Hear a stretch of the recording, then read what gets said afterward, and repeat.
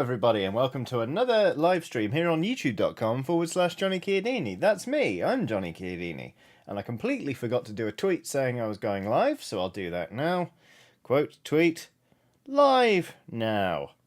Sends tweet. Hi! It's very nice to see you all. I hope you're well. As I said in the starting soon card, I'm sorry it's Monday, but you know, we endure, that's what we do. Uh-oh, I shouldn't have done that. Shouldn't have moved that thing. No siree. Good. Technical what? Technical difficulties. Shit. Tell you what, hang on a minute. If I do that, hi, you can at least see bits of me. Oh, that's good. That's a fun thing I've done. There we go. There's my face. I honestly was this close to congratulating myself on a smooth start to the stream, and then I decided to reframe the camera, and whoops. But anyway, hi. It's very good to see you all. I hope you've had a lovely weekend, and you're all doing well. What am I painting today? That's a great question. Honestly, it depends who's in chat. Okay. I'm not seeing the person I hope not to see in chat today, so we can go ahead with the plan. So you may have noticed that normally when I stream I'm like, here's what I'm painting today. I didn't do that because I'm painting something for a friend. I'm seeing this friend tomorrow, but I know she's got the day off today, and there's a chance that she'll tune into the chat because she occasionally does that. My hope is she's in fact busy. So, because what we're going to be painting today is this bust of Sam Vimes from Discworld. As you can see, I've already underpainted it. So when you hear me talking about underpainting, this is what I mean. I primed it black, and then at a 30-degree angle with a grey primer can, I went round and sprayed it, and then I got to work with a dry brush and some cream, and then I painted in some extra highlights. So basically the idea is, as you can imagine, I'm building in tonal values. So the idea is that when I paint on, you'll see, but when I paint it on, these bits will be lighter than these bits, etc., etc. So it sort of gets the painting off to a good start before sort of we carry on and keep layering it up, etc., etc. So anyway, with a bit of luck, my friend won't tune in and see this. But yeah, I'm very, very excited to paint this, actually. I was debating whether or not to paint it on stream in case my friend saw. And then I found myself going to bed thinking about how I was going to paint this. And I thought, well, that's proof positive, if anyone needed, that I should just paint it. So, yeah. Forgive me if I look a bit bedraggled. I got soaked in a surprise downpour earlier, and I've just about dried off. So, there we go. But let's say hi to some people. Who is in chat? We have got Ruthie Pinion, Adeline, Will, Nevermore, Anonymous, The Nice Witch, Sarah Street, Corvus Albright, Shoz the Great and Powerful, Stephen Anderson, Nathaniel Levy, Thuri Weaver, Colin Lester, Ray PW, Mr. Tom for the win. Hello, Mr. Tom for the win.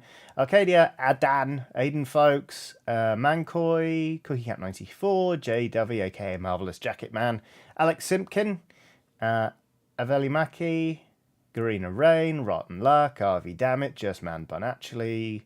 Not sure if I already said Corvus Albright, but hello, Newbie Farah, Zega Genesis, Anthony O'Connell, and some more people. Hello. A bunch of you are saying hi now. That's good. And we've got a super chat. It's from Lisa Hunt, who says, hi, Johnny and Skelly Pals. Played Strange Horticulture this weekend and had a lovely time. Thanks for streaming it and convincing me I would love it. I was thinking about that game just earlier today, in fact, because it is bloody lovely. And I need to do some more playing of it. I was about to say work on that, but I don't. Yeah, anyway. Will says, honestly, nothing will beat Cass doing her welcome chat stream and saying hello to herself. I mean, I can absolutely see how somebody would end up doing that. Now, right, the good news is I know for a fact that a lot of people in chat are Discworld fans. And as such, will be familiar with the illustrations. I know this is a particular one, a particular artist. The Nice Witch already named him, I think it's a him. It's a very distinctive sort of Discworld style of illustration. But I am trying to work out what colours to do. Well, I say colours. What colour to do the breastplate? Because Paul Kidby, thank you very much, Will, and also the rest of chat. As you can see already, I am going in and just doing very simple silver on the helmet here, which has this lovely sort of dented patina. I'm patina! But I'm also going to do the sleeves in silver for the chainmail. I was wondering, should I be doing this in sort of a bronze? I'm sort of thinking yes, even though I don't tend to like using bronze too much. But I believe Paul Kidby does Vimes' breastplate in a kind of like goldish bronzy colour. I'm going to do this cape as sort of like a very dark red. And then I don't know... I might do the shirt in like a brown, maybe. Or like a very dark blue. We shall find out. Megan M has done a superb sticker. The sticker is of an anthropomorphized lemon. It is a lemon, which, for those of you who have perhaps forgotten or simply haven't been paying attention, a lemon is a citrus fruit. And this one has achieved sentience, arms, legs, and a face, and seemingly parenthood. Because they are cradling a small childlike lime, holding it up to their face as if to say, I love you, small child lime, and it's my pleasure to be your primary caregiver, which I think is very nice. So thank you very much for that, Megan M. The Nice Witch asked a good question. What if it's a person who just looks really like a lemon? Well, then I wish them all the joys of parenthood also. Johnny, I send you a picture of the illustration on Discord with a heart emoji, says Will. There it is. And yes, okie dokie. All right, so... Okay, this is based on one very specific illustration. And the helmet is also bronze. All right, we can do the helmet bronze. Sure, why not? That is sort of a brownish shirt. All right, so we'll do the shirt brown. And then the cape will do in sort of a reddish brown. Okie dokie. For those of you asking, this is not a chess piece, nor is it a thud piece. It's just the Discworld website sells busts of...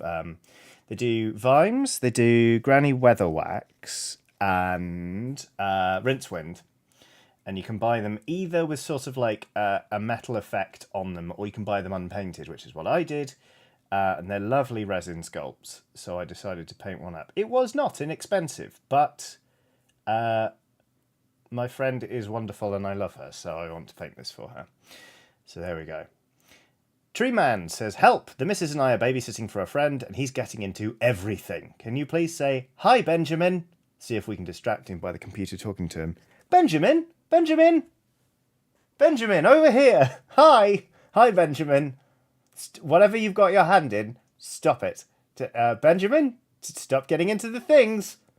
I don't know how old you are, so I don't know how patronising this is, but Benjamin! Benjamin! Benjamin! All right, that'll do. Hope that helped. Probably didn't. But you never know. You never know. So anyway, right, we have got... Oh, blimey. Okay, we've got a couple of super stickers that have come in. The lemon parent seems to have found somebody to take care of their little child for the time being, or perhaps said child is asleep. Either way, the lemon parent is taking some time out to enjoy themselves. Specifically, they're standing there, kind of looking relatively sort of unassuming, and then they sort of kick out a leg and go, hey, with both thumbs up, and it's quite charming, really. Well done, Lemon Parent. It's nice that you get a break from being a parent every now and then. Eto Perinka has done a super sticker. I regret to inform you that it's the bad one. The super sticker is of a pear. Now, you'll remember I said that the lemon was like a lemon that had gained sentience and limbs and a face. This is like if you did that, but it was evil, because it's got a mug of blood in its hand, and it keeps repeatedly thrusting said mug of blood forward, as if to say, isn't this brilliant? I've got a mug of blood. I don't think it's brilliant, for the record. I think it's horrible, that it's clearly murdered someone or someone's and harvested their blood. But hey, that's the sticker I got sent, so that's what I had to describe. The nice switch says, "Great, Benjamin's crying now." I never said I was good at looking after children or even interacting with them through the internet. So lay off. Okie dokie. Aveli Maki has done a super chat saying, "Any advice for a game designer uploading their first TTRPG? I'm uploading a paid Paragon playset next week. Paid Paragon playset, and I feel underprepared." Well, your not sibilance, your alliteration is spot on. Advice for a game designer uploading their first TTRPG. I don't know, because I have uploaded some, but they were kind of just very much like little passion projects I did that I didn't really mind if they sank or swam. So, what advice would I have? I would say, what would I say? I'd say try and enjoy the moment. To be perfectly frank, like it's a cool moment that this thing is finally hitting the internet, and that's very, very cool. So like, do be sure to shout about it, but also like, I don't know, maybe if you, because I think you can give away community copies depending on where you're uploading it to. Like if you wanted to do that to sort of give some people like a first look at it, like an early sort of foot in the door, as it were, that might be nice. But generally speaking, I would say just be proud of the thing, and also bear in mind that the first sort of few hours or whatever, it doesn't necessarily, like, no matter how it goes, it doesn't necessarily determine the it's not a reflection of the quality of the project overall, you know? So like, if not as many people look at it as you hoped when it first goes up, that's all right, and it's not anything you're doing wrong. So just try and enjoy the ride, I'd say. So I've got another super chat, but first I just want to say, like, hopefully you can see, you know, when I talk about like tonal values in a model, you'll remember this was lighter than this, and hopefully you can see that like the brown looks ever so slightly different from where the base was lightest to darkest, and it kind of builds in a sense of contrast that's sort of ready to go. That's what I talk about. That's what I mean, rather, when I like say how much I like underpainting and why I like it. And to be honest with you, just slapping paint on like this isn't actually the best way to like showcase what you've done with underpainting. Glazing colours on is a really good way to really make it pop and let it show through. But I've kind of realised that I actually don't like glazing. I just don't like it. So I don't bother. And instead, I use the underpainting more as a guide as to where to put my layer paints. So like different colour paints that are lighter in hue, I will follow the guideline that's sort of suggested by what I've underpainted. And that's how I kind of build it out properly. So that's what works for me, basically. Anyway, oh blimey, super chat's coming in thick and fast. Pickled Dreams has done a super chat saying, "Hi Johnny, I'm going to be running Vampire the Masquerade in an hour. The last season involved a player breaking into a house to steal bunny slippers and also finances. I've never played VTM. I've never read VTM. Never run it. I did not expect to hear that the last session involved breaking into a house to steal bunny slippers and also finances. Would you say this is typical of VTM? Have I been missing out on an incredible footwear / accountancy game my whole life? I'm intrigued to say the very, very least. But I hope you have a bloody great time playing it. There's a quiz you can do on the official website to determine what clan you'd be in, which I did the other day at the behest of a friend. I can't remember what it was, but it was something. They were like punk rebels, which I thought was quite funny. Will says the problem with glazing is that it takes 4 fucking ever and is a right ball ache. Yes, correct. I agree, which is why I stopped doing it. It's really fun if you want your models to look like they're in Sin City, because everything looks really desaturated until you spent approximately 400 years glazing it. But I don't like to spend that long on just one model or one batch of models, so I sort of ended up saying fuck it. Bloody hell. Okay, they're really flying in now. I don't know what I've done to earn all of this, but I thank you all very, very much.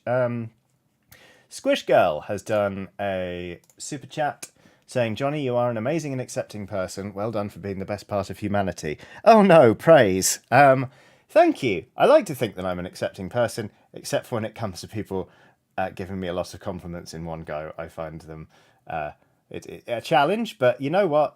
It's a certain type of gross arrogance to be all like, oh no, about it. So I'm just gonna shut up and say thank you very much. That is a lovely, lovely thing for you to say, and I appreciate the super chat immensely. Thank you very much for being here and being a part of the community, because without you lot, it would just be me talking nonsense to myself while waiting for the bank to foreclose on my flat. So literally, thank you for keeping a roof over my head.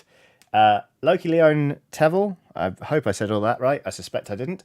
Has done a big old super chat that reads, had a banger couple of days. I lost a cat and caught the plague over the weekend. Oh, that doesn't sound like a banger couple of days. That sounds rubbish. Oh, wait. Is banger slang for bad? Because I was thinking like it's a solid banger. But those 2 days do not sound like solid bangers. I lost a cat and caught the plague over the weekend. Hope all of you are doing better, and I hope supporting you will at least make your day a little better, Johnny, with a yellow heart emoji, a white one, a purple one, and a black one for the non-binary pride flag. Yeah, Loki, those sound like 2 very, very trying days. I'm extremely sorry to hear about, well, both of those things. The lurgy, but also it's never easy to lose a pet, so I hope you're doing all right, and that you have nothing but fond memories of them. But I hope you're taking care of yourself either way, because that is extremely important. But yeah, thank you for the super chat and the kind words, and just lots of love, basically.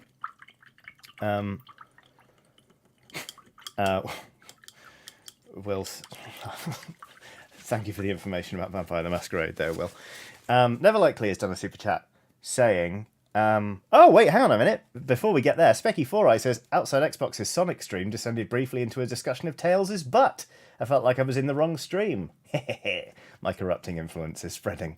Never Likely has done a super chat saying, hey, Johnny and Alice P's, normally can't watch Monday streams because of work, but I'm in bed recovering from COVID, and watching this is helping me relax. Never Likely, I'm very glad you're here, but I'm sorry that those are the circumstances in which you have arrived.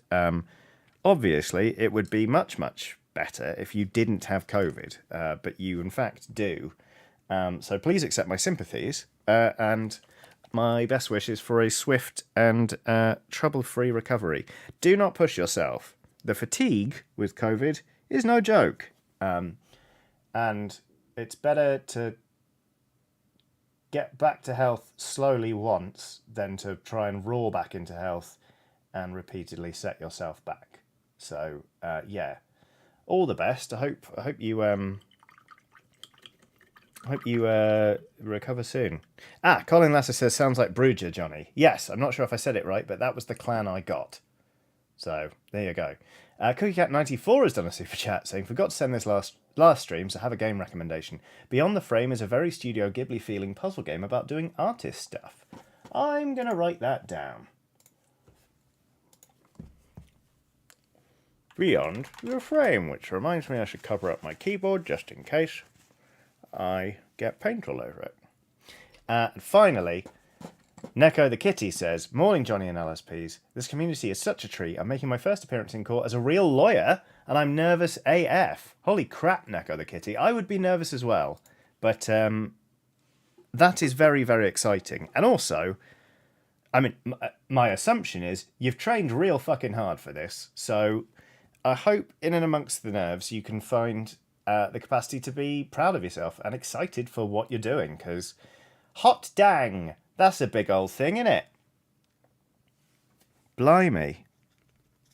Yeah, needless to say, I'm not a lawyer. And I think I would find it quite scary. So congratulations.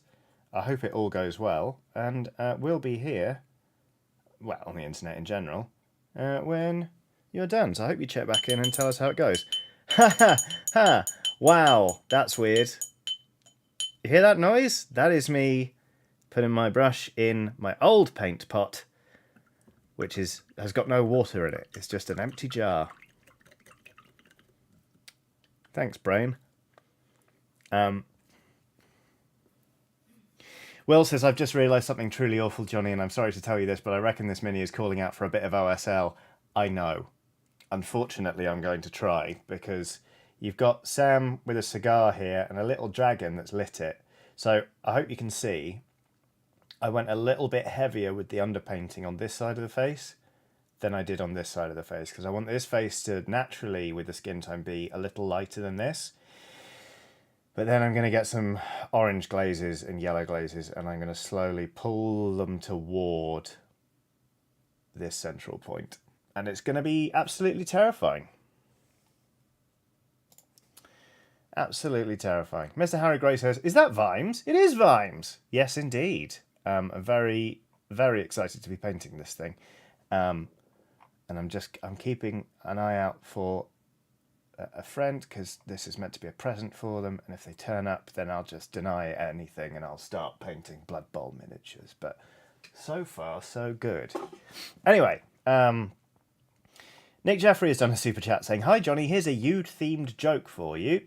Why is Johnny Chiodini like a pirate? They are both always talking about booty. Badum-tish." It's factually accurate. You gotta love it. It's funny because it's true, quite literally. Thank you very much, Nick. It's good to know what kind of long-term legacy I'm forging for myself on the internet.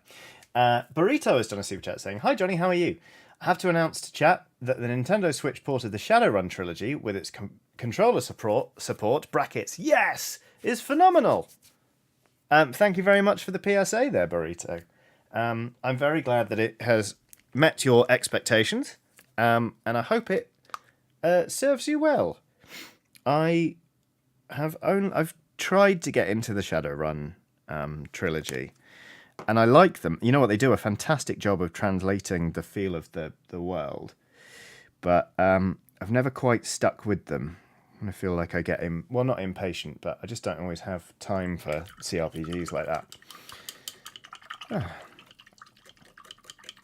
Hannah Axelson says, "If I may," and before I read any more of this out, yes you may, Hannah, "who is everyone's favourite Discworld character? For me, it's a tie between Granny Weatherwax, Death, and Vetinari. For me, it might be Sergeant Angua. I just think she's great. I mean, I love Vimes, obviously, and I really like Moist von Litvig, but there's something about Angua that I really like. Anyway, I'm going to slowly and carefully start painting this dragon. I'm going to do like a red base coat, but I think I'm going to work in some lighter colours off the back of this.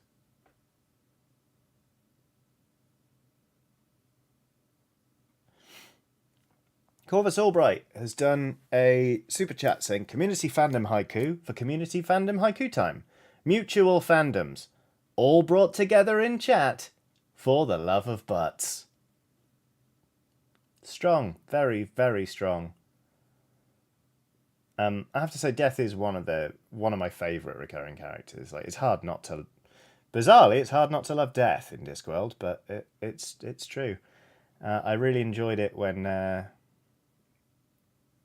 Well, I don't want to spoil anything. But Death's one, I think just one appearance in Going Postal was divine. I thought it was absolutely brilliant.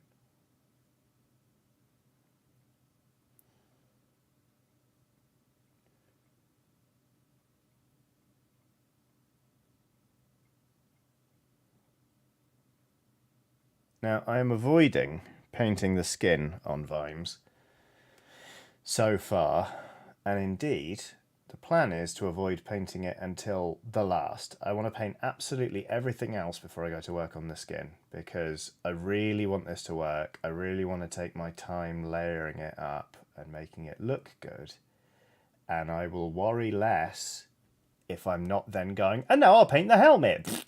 Because if look how careless I can be. If I just slapped a load of metallic paint on top of a face that I'd spent ages painting, I would be sad. So there we go. Anyway, Nick Jeffrey's done a super chat saying, best butt in Discworld? Rincewind? Carrot's butt's gotta be better than Rincewind's.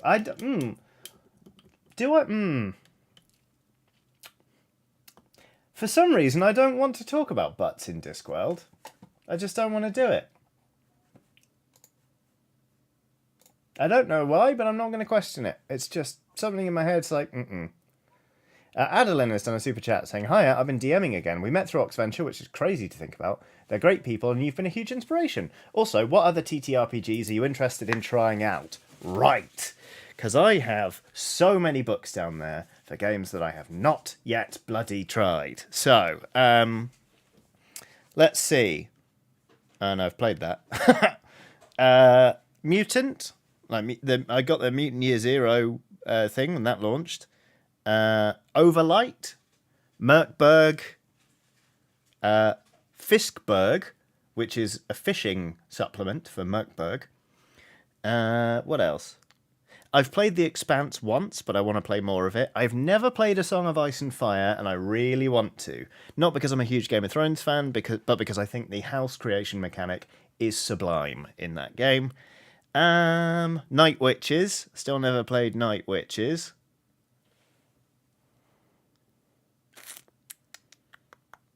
Wouldn't mind giving the Alien RPG another go. I've only played it once, but that was fun. Yeah, that's probably about it. In terms of my own shelf, that's the sort of stuff from there I would like to get on with. But there we go. Emma Benton says, good morning, friends. Send me some good vibes. This weekend was rough. Sorry to hear it, Emma. I sincerely hope this week is very, very kind to you, and that the roughness is now long, long behind. Sorry it's been a shitter. Right, you know what we're going to do is we're going to get the bronze down now. It's bronze time. Anonymous says the O in Merc is pronounced like the U in Merc. So Merc. What did I say? Merc? I thought I said Merc. Because I've been told it was like the I in thirst. Merkberg. Isn't that what I said? Uh-oh. Adeline says, so many TTRPGs to try, huh? Woof. I know. And yet I'm thinking about getting a group together to play Band of Blades or Blades in the Dark. What is wrong with me? So much. Right. But there we go. Right. Bronze, bronze, bronze. Whew. Bronze, bronze, bronze. Come on and get the bronze on. Oh, I quite like that it's going on in a thin layer over silver. It's quite a nice effect. History with Character says, my Call of Cthulhu game is slowly falling apart and I'm tempted to let it. Always a bittersweet sorrow, that, isn't it? A friend of mine who was running a campaign for us has recently just been like, I don't want to go back to it because I'm sick of playing RPGs over Zoom. And it's like, okay, yeah, that's fair. And 3/5 of the group live outside of London, so like it's always going to be on video. And I have to respect that, even though it's sad. I'm like, okay, right. Will says, oh yes, it looks very good. I like it. Me too, to the extent that I'm actually going to put down silver on this before I squeak the bronze on. Because the problem with bronze... I don't tend to really, to be honest with you, painting with like gold or bronze or anything. I just feel like they're a bit like goopy and cloying. And the brightness is it's vivid, but it's not always like a metallic brightness. So this is right up my little street. I mean, that looks tarnished, but also lustrous in its own way. So, yeah, lovely. Isn't it nice how you accidentally discover things sometimes? Like a painting technique.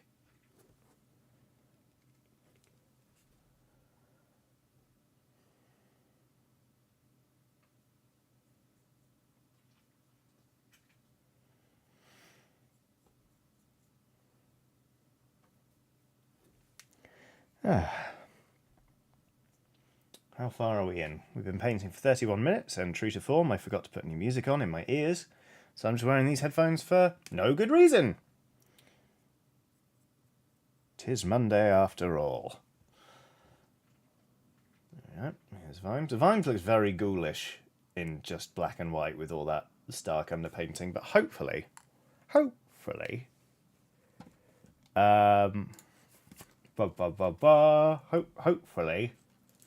making it flesh coloured will help. Anyway. Okay.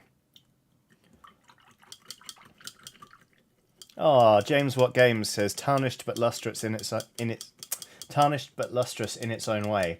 How I feel every Monday. Oh, James What Games.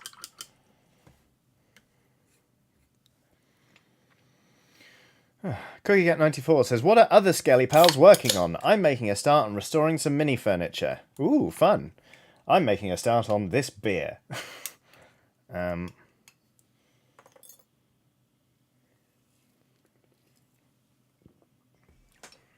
Oh, Smug Borgin says, hello, LSPs. Just back from Fracture Clinic with the over-emotional 4-year-old. Did I miss anything? Oh, no. I hope said 4-year-old is okay. And that it's all good news. Welcome. I'm painting a bust of Sam Vimes from Discworld for my friend who, blessedly, hasn't tuned into this stream, because I know she does every now and then. And I don't want to get caught. It's meant to be a surprise. Chaos says, I'm making a start on a ridiculously over-the-top Blood Bowl board. I would absolutely love to get details of this, Kay. My friends and I have been talking about doing a board build for the Hot Bobs League. So anything you've got to share at all, whether it's on sort of just materials or method or just... I'd love to know how it's OTT. Please let me know. And if you've got any updates that are going into the Discord, tag the shit out of me, please.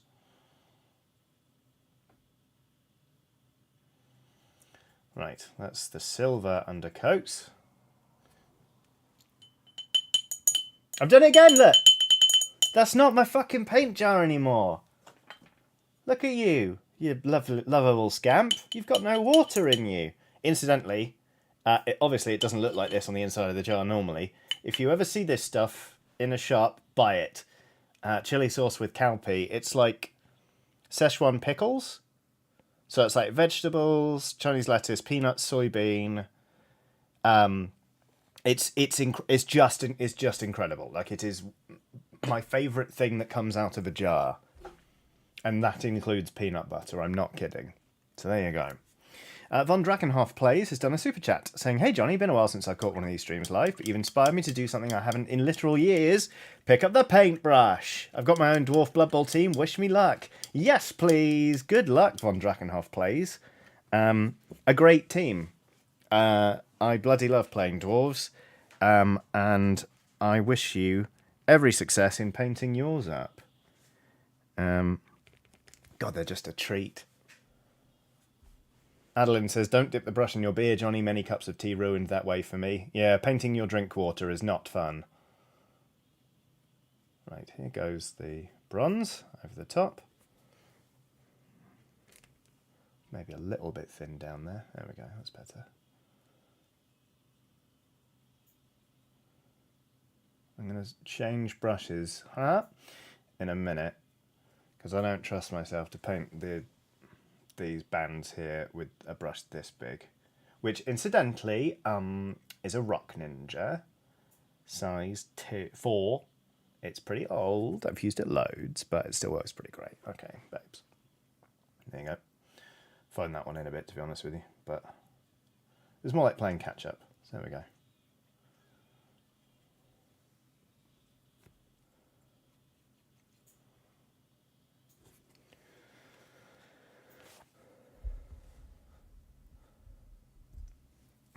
The nice switch says, yes, thanks. I was just about to ask about the brush. For you, babes, anything.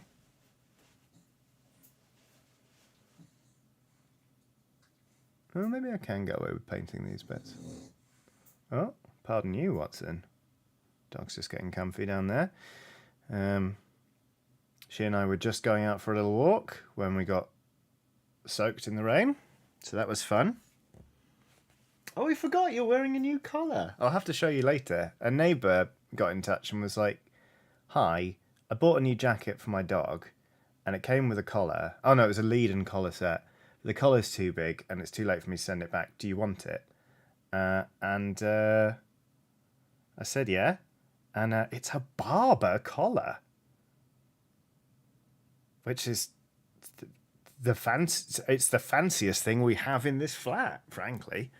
And the dog looks real nice in it. So I'll show you later on. I'll get her into my lap, and you can have a look at the dog's new, lovely new collar. Collar. Do do do do do. Collar. Do do do do. Right. Adam G says, who and what is this gentleman from? This is Sam Vimes from the Discworld series of books by Terry Pratchett. If you've never read Discworld, I would say consider doing so. It's bloody delightful. I didn't start reading them until about my mid-20s, but they're just wonderful, wonderful, wonderful books. So, right. Now, I did this earlier, actually. I did a bit of painting already today, because I was a little bit anxious today. And then I thought, I know what calms me down. Painting. But what I did was, I got some Rhinox hide, which I've done again. It's on the palette, which is this brown, and then I mixed in some Mephiston red, in order to make a sort of reddish brown, which I really, really liked.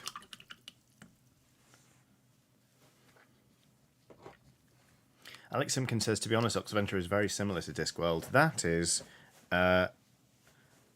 possibly the greatest compliment I've ever received, and one I feel is utterly undeserved, because Discworld is holy shit so good.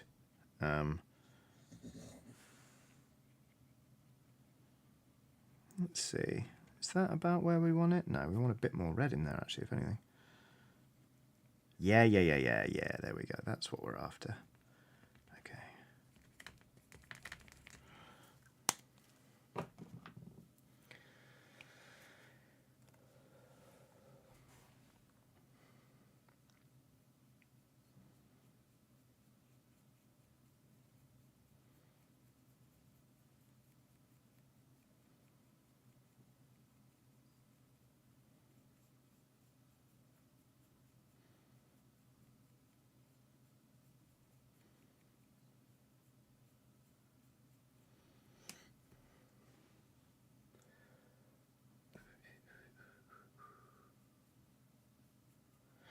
What was I going to say?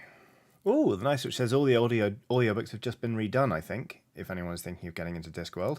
That is interesting. I can't do audiobooks, annoyingly. I just can't get on with them. But I do think they're an absolutely brilliant thing. Either for people who just like to multitask or are too busy to sit down and just look at a book. Or people who just have trouble absorbing information from the written page. I think there is a special place reserved in hell for people who are if it was an audiobook, you didn't read the book. It's wow, What kind of shitty gatekeeping is that? It's so arbitrary, and I hate it. Yeah, audiobooks are my favourite thing that I don't like, I would say. I'm making some big statements today. Best thing to come out of a jar, chili sauce with cowpea. Favourite thing that I don't like, audiobooks. There you go. There you go. Dan Kelleher says, audiobooks saved me when I went from commuting by train to commuting by car. Exactly, because also, like, if you're used to reading on the train, that's not something you want to give up. I used to bloody love reading on the train, and actually, when I started working fully from home, well, actually, when the pandemic hit, I stopped reading entirely, partly because everything was very uncertain, and I was very anxious about it, but also because the hours I had blocked out every week to read while traveling they just evaporated, and it took me a long time to get back into it, even though actually, generally speaking, I would read for about an hour before I went to sleep at night. But well, I mean, lockdown was tough, wasn't it?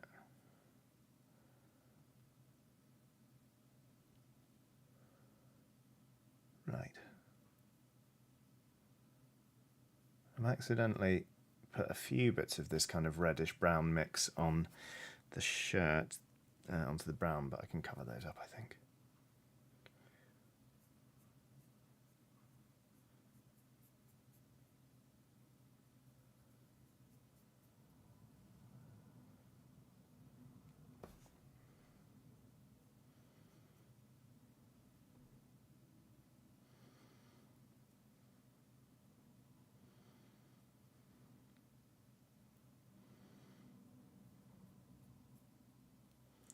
Ta-da! Hopefully you can still see sort of the contrast where that underpainted stuff was. I might do a mild, like a thin second coat on this, to be honest with you, but hopefully that sort of shows up enough as a mix of light and dark. Susan Sparrow says, what's your favourite Discworld novel? I would say I'd say my favourite series is the Guard series, but I did recently read Going Postal for the first time, and that was wonderful. So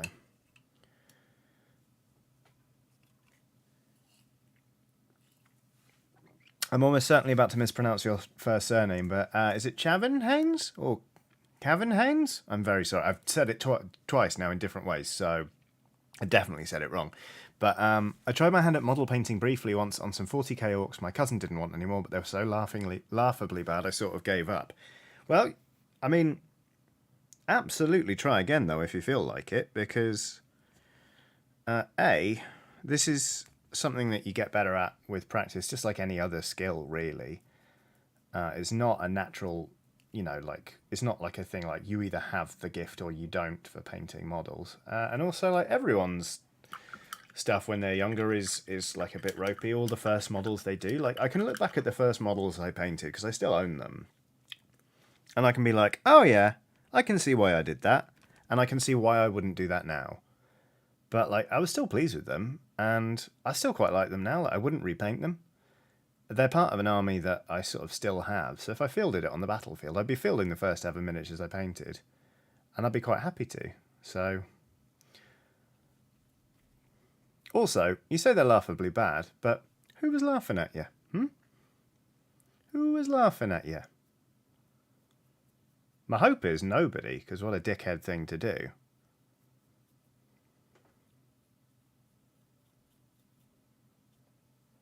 Okay, there we go. We're getting closer and closer to me having to just start on the skin, aren't we? I don't know, because I kind of do want to shade this stuff. Yeah, I think I'm going to have to shade it and then work on it some more. That's fine. Tell you what I am going to do. So I'm going to mix a tiny... that's too much. Okay, yeah, there we go.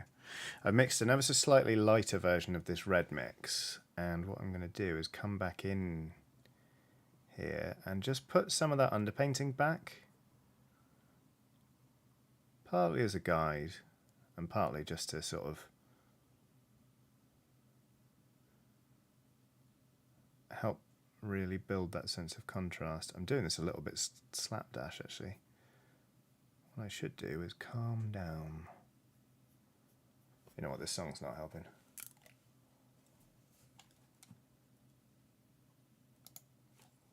There we go.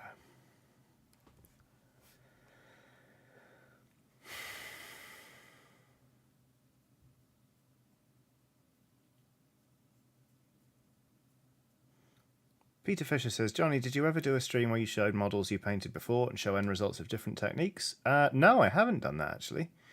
I guess I could. I could dig out the first sort of Skaven models I painted. It's not hard to spot them among the other ones I've done because their weapons are different colours, and also I can just tell from my own painting progression. But I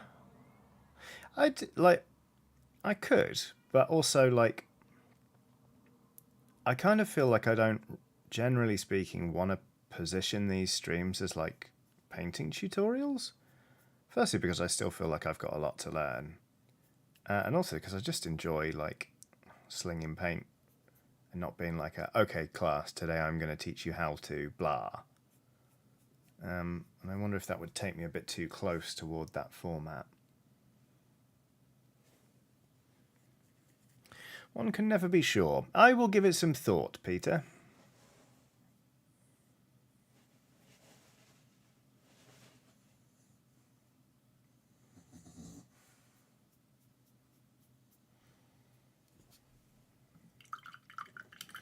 Okie dokie.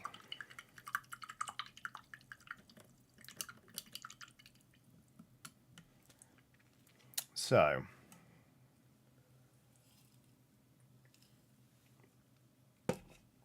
this is getting on for being. I think okay. So I need to paint the leather here and here, and the buckles.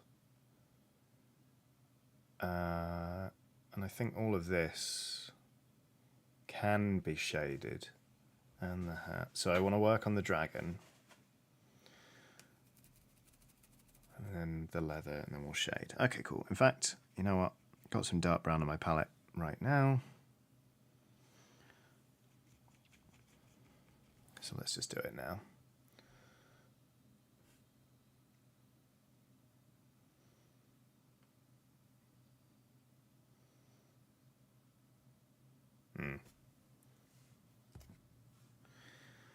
Where's it gone? Here we go.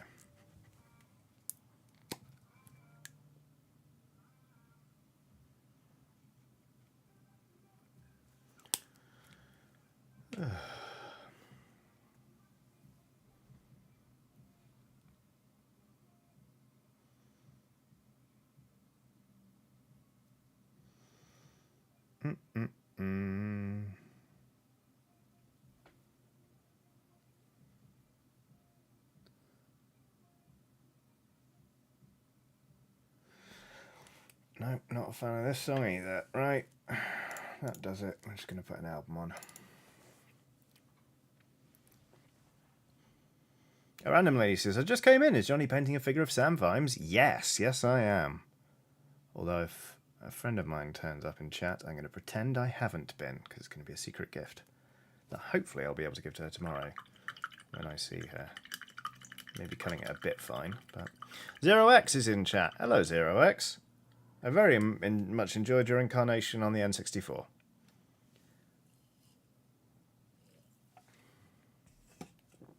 Right. Oh, I missed a bit of dragon.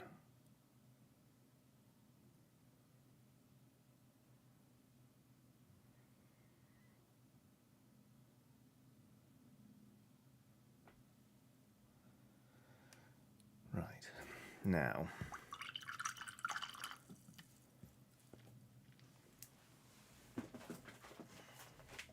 Aiden Folks says, I feel like this adds a bit of peril to the stream. I know. I was genuinely all day, I was like, do I even dare? Dare I do this? I dare.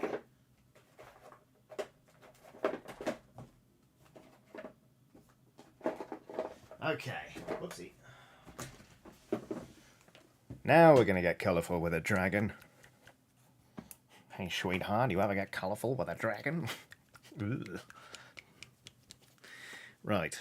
Oh, goodness me. Forgive me, I've been swapping brushes back and forth all stream, and I haven't even been telling you about them, haven't I? Sam Street says, started playing Strange Horticulture recently. It's really good. Did you end up finishing it on stream? No. And I haven't played it since, so I could revisit it, because it's such a lovely game. Really enjoyed it. Watch this space, basically. Adam G has done a super chat saying, any advice for a first-time DM? Got my first session very soon, and I'm starting to worry about my friends' high expectations from me. If you're really worried about that, tell them you're nervous. Just say it ahead. Be like, look, I want to make this as good as possible for you all, but I am nervous, and I hope you'll be patient with me, etc., etc. Because A, you're all in this together. You're a team, and like, it's quite a big undertaking to run a game for your friends, and it wouldn't be appropriate for them. I'm sure they're lovely people, but it wouldn't be appropriate for them to view it as like a service you're providing for them that they are going to critique and review and see if you are or are not up to scratch, as it were. So do have a chat with them, but also just sort of just try and have fun yourself. Like, if you need to take a minute, you know what? If you need to take a minute, say you need the toilet. I do it all the time when I need to think of something. Because it means that they're not being like, ooh, I wonder what's happening. I wonder what they're thinking about. And they're not trying to second guess you or sort of talk in a meta way or anything. They just think you're having a wee. I would say, so if you search, when I was back at Dicebreaker, I made some videos where I chatted to Luke Westaway of Outside Extra about DMing, sort of helping him prepare for his first time DMing. And it was actually really useful for me as well in terms of getting my thoughts out. So I would say they're quite long, but they go over how I personally plan for tabletop role-playing sessions, but also just some of the things that first-time GMs can be really worried about. So I'd say maybe have a look at those. Most importantly, though, I hope you have fun. Like, it's meant to be fun. It's meant to be fun for everybody. So, I hope you knock it dead, basically. I'm just painting a cigar. Excuse me 1 second. But I have super chats on which to catch up. Okie dokie. So, PJ Buck has done a super chat saying, good morning, Johnny and the LSPs. Painted my first minis this last week, and it was great. Thanks for the chill vibes. BNB do crims with a yellow heart, a white heart, a purple heart, and a black heart. Congratulations, PJ. I hope you had a lovely, lovely time, and you're really pleased with what you came out with.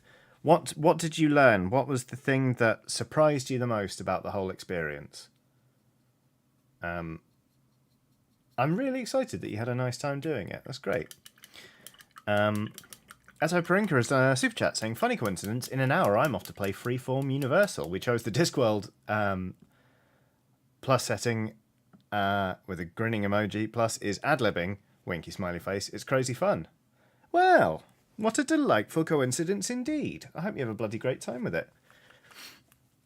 I've never tried Freeform Universal. And to be honest with you, that's the first I've heard of it.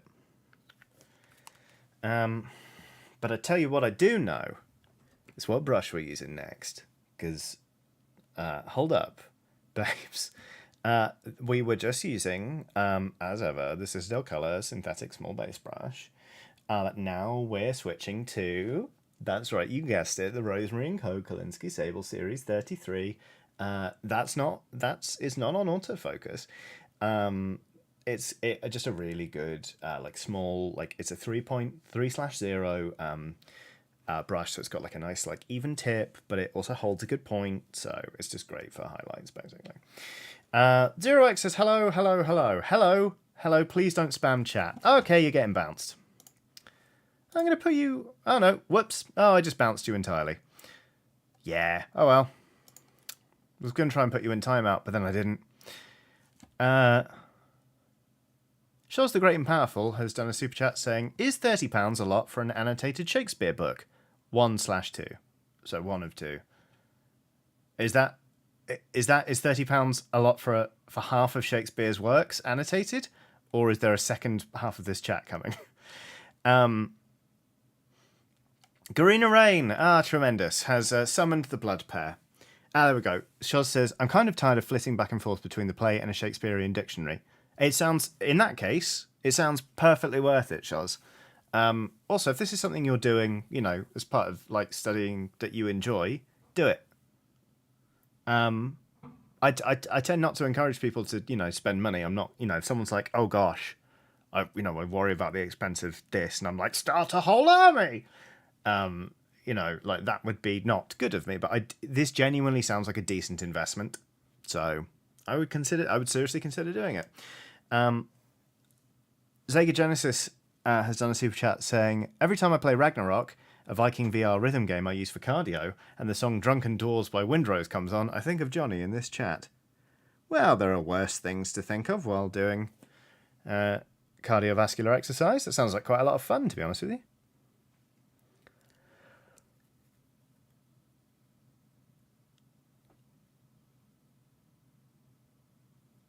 Okay.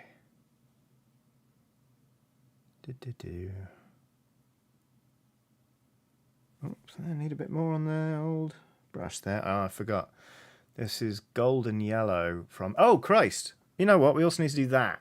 Silly. Oh,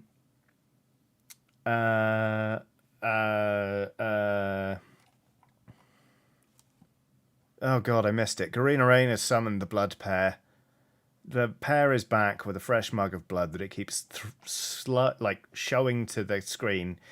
You know what? Something I've actually never noticed before, but as the pair is like, here's a mug of blood, they throw their other arm out like, hooray! Like, way! Which makes it it's such a troubling motion in the first place, but for some reason that offhand maneuver is extra troubling. So, thanks for that. I hate it. I'm now trying to paint the dragon's eye. I would reference the TV show, but God, that's niche. I mean, I've done it now. There was a TV show that's called Through the Dragon's Eye. It was low budget, but fun. I would imagine it was a long time before some of you were born, so the hit rate won't be massive on that particular reference, but there we go. Right, I'm just layering up some yellow now into the snout of this here dragon. And along the mouth here. And then in the ears.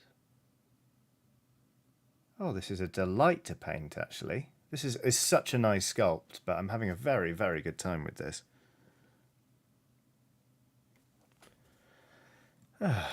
Anyway, right.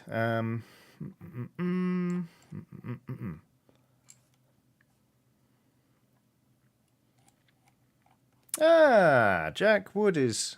good. Ray PW says, don't worry, Johnny, Through the Dragon's Eye is a fine reference. Cool.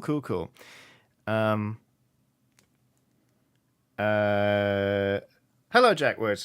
Welcome to chat. Hello, how are you? It's nice to see you. It was also nice to see you pop up on my friend's Instagram stories over the weekend. Just like, I wonder what my friend Ash is up to. Oh, look, there's Jack. It was good. Hooray for nice people hanging out with each other.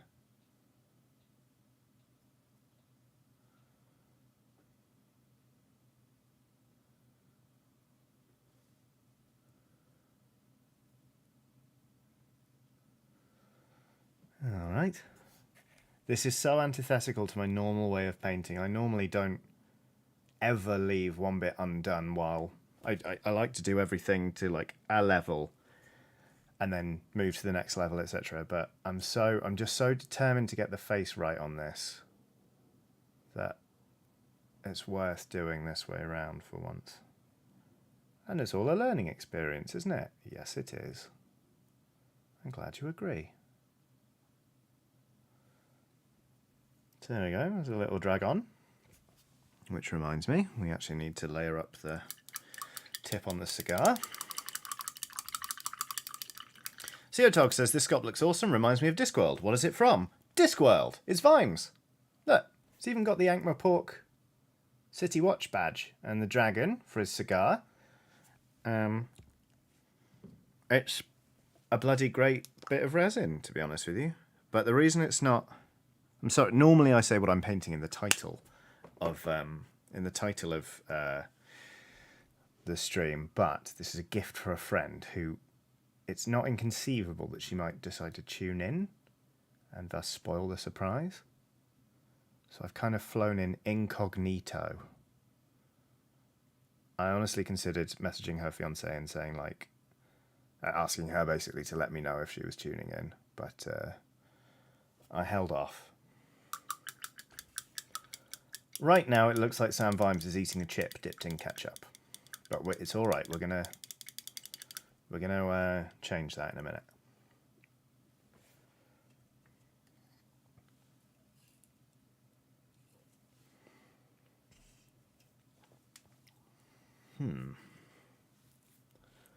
Mark Cowan says, incognito in front of 230 people. Yes, but 230 of the right people.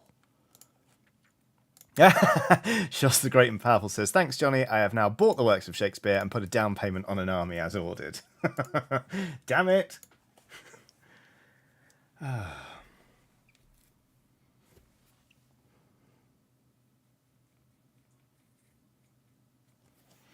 Jack Wood says, delicious tobacco chip. Tobacco! That's a thought, right. The tobacco episode of The Simpsons. Is that still in Good Simpsons, or is it like an outlier in when Simpsons had already gone bad? Because I haven't seen it in years, but I seem to remember at the time thinking it was the funniest fucking episode of The Simpsons I'd ever seen. But I'm not sure if that holds water. I haven't watched The Simpsons in years because it got so bad it even spoiled the early stuff for me. But I'd be interested in knowing what people think. And when I say people, I mean the Nice Witch. Because I'm sure she will have a good steer on this. And I'm used to just taking what she says as read, really. But Silent Cobb, true to form, has done a silent super chat. So it's a very generous super chat, but with no message attached. Thank you very much, Silent Cobb. That is really lovely of you. If there was meant to be a message attached to that, just let me know and I'll read it out with all of the fanfare that I would normally. Will says it's season 11, episode 5, so it's just as the shark is being jumped. Okay. Because there are definitely ones that I remember laughing at when they aired. And now I'm like, nah, that was definitely in the bad period. Like the one where Homer gets his eyes pecked out by crows, and so he gets given medicinal cannabis, and he's just high for a whole episode. That's definitely way past the shark. But I remember really enjoying it at the time. Interesting. Burrito has done another super chat saying, hey friend, I had another question. If you can say, what are some/all of the reasons you enjoyed Disco Elysium? Any in particular that made the game stand out? So, the thing is, when I played Disco Elysium, I had COVID. So I was already having fever dreams. And that whole game felt like one. But you know what? When I just spent some time with it, I just loved the way the story would unfold. I loved the narration. I would say the narration was my favourite bit. But also like the strengthening character relationships. Like, it's just a brilliant exercise in storytelling. It was witty. It was imaginative. It completely threw me at several points. It was just brilliant. You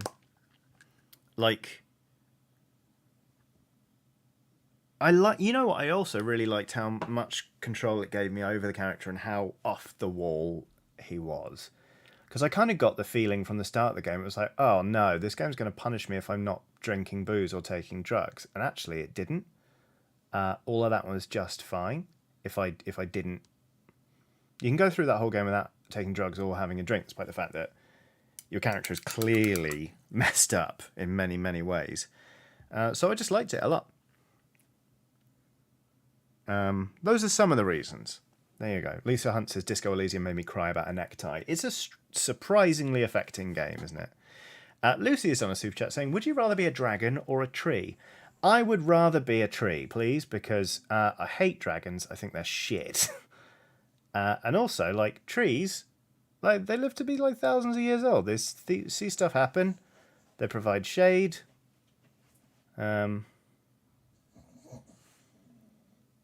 Crows are noisy in them. I just think in general they're pretty alright, you know? Trees. And yeah, I think dragons are shit. I hate them. I hate them. Emma Benton says, psh, dragon, I want to set everything on fire. Yeah, I can see that, but Christopher Needham says dragons also live to be thousands of years old. Yeah, but they're shit. And also, like, they're thousands of years old sitting on a hoard of gold. Being like, bah, bah, bah.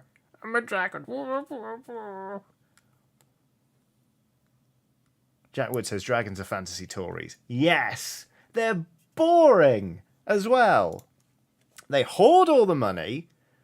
They go after anybody who wants some because heaven forfend they try and improve their own lives. And they are just so haughty. Like, the thing is, I'm fed up of dragons in the same way I got fed up of horses when I was a child. I was fed up of horsey people. And I just hate the fact that in all popular fiction, we get told so much how majestic and wonderful they are. Like, ooh, the lovely majestic dragon threw everything in my life into sharp relief, and I realised their resplendence I was nothing compared to them. It's like, no! This dragon is just going to neck you your entire life. Oh, you have brought me some meat. This is what is due me. You're not so bad for a human. They're fucking awful. They're just shit. They're boring as well. Like, God, the Farseer trilogy from Robin Hobb is great, but it's you know what? I should have seen it as it was then, that Robin Hobb fucking loves dragons, thinks dragons are the absolute tit, and also the answer to any story problem. Like, oh, I seem to have written myself into a bit of a pickle here. How will the entire kingdom survive? Deus Ex dragons. That's it. And they're shit. The dragons are dickheads. The people who describe them as brilliant are sycophants. They're boring. They're just boring. And you know what? In stark contrast to the message last week, which was, will you ever get tired of the bee joke? I just got a pair of WhatsApps from my wife. First one says dragons are capitalist. Second one says horses are cops. That's why we're married. Done. Fucking dragons. Jesus. Fucking.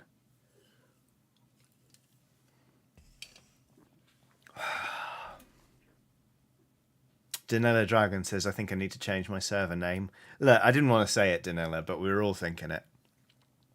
Christopher Needham says, so what's your opinion on the Elder Brain Dragon? Is that a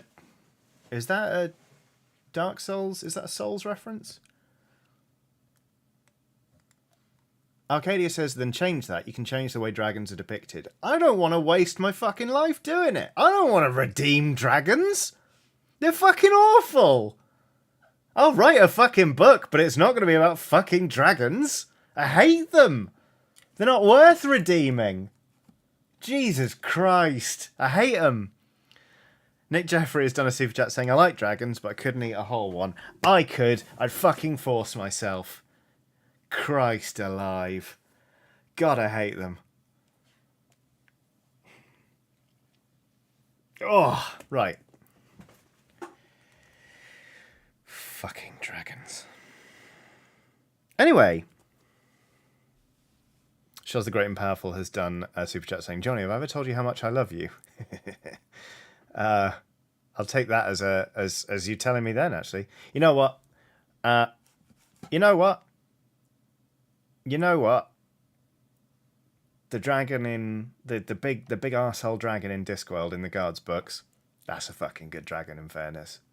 Because it's a fucking dickhead.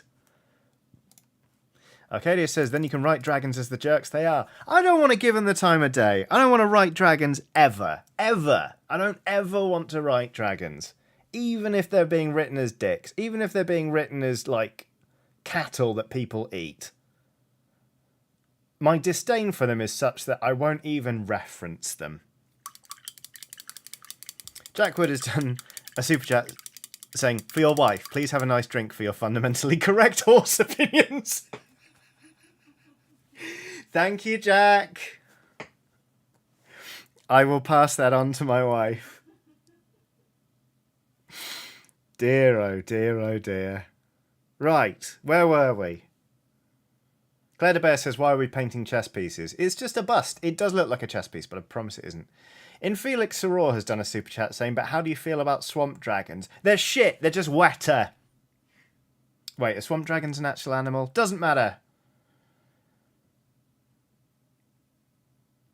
Adeline says, yeah, but also, Egbert? I'm going to kill him one day. Just you watch. Just you watch.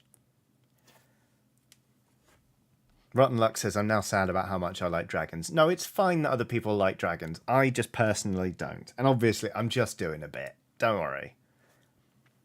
John Hall says, no, unsubscribe. I'm going to do it. One of these days. He's going to die. Gunning for Egbert. That's going to be the name of my my first studio album. I don't know where I was going with that.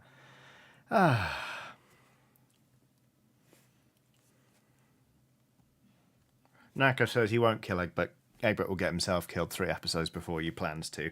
Okay, fair. Yes, that's true. Oh, I'm so proud. My wife got her first super chat.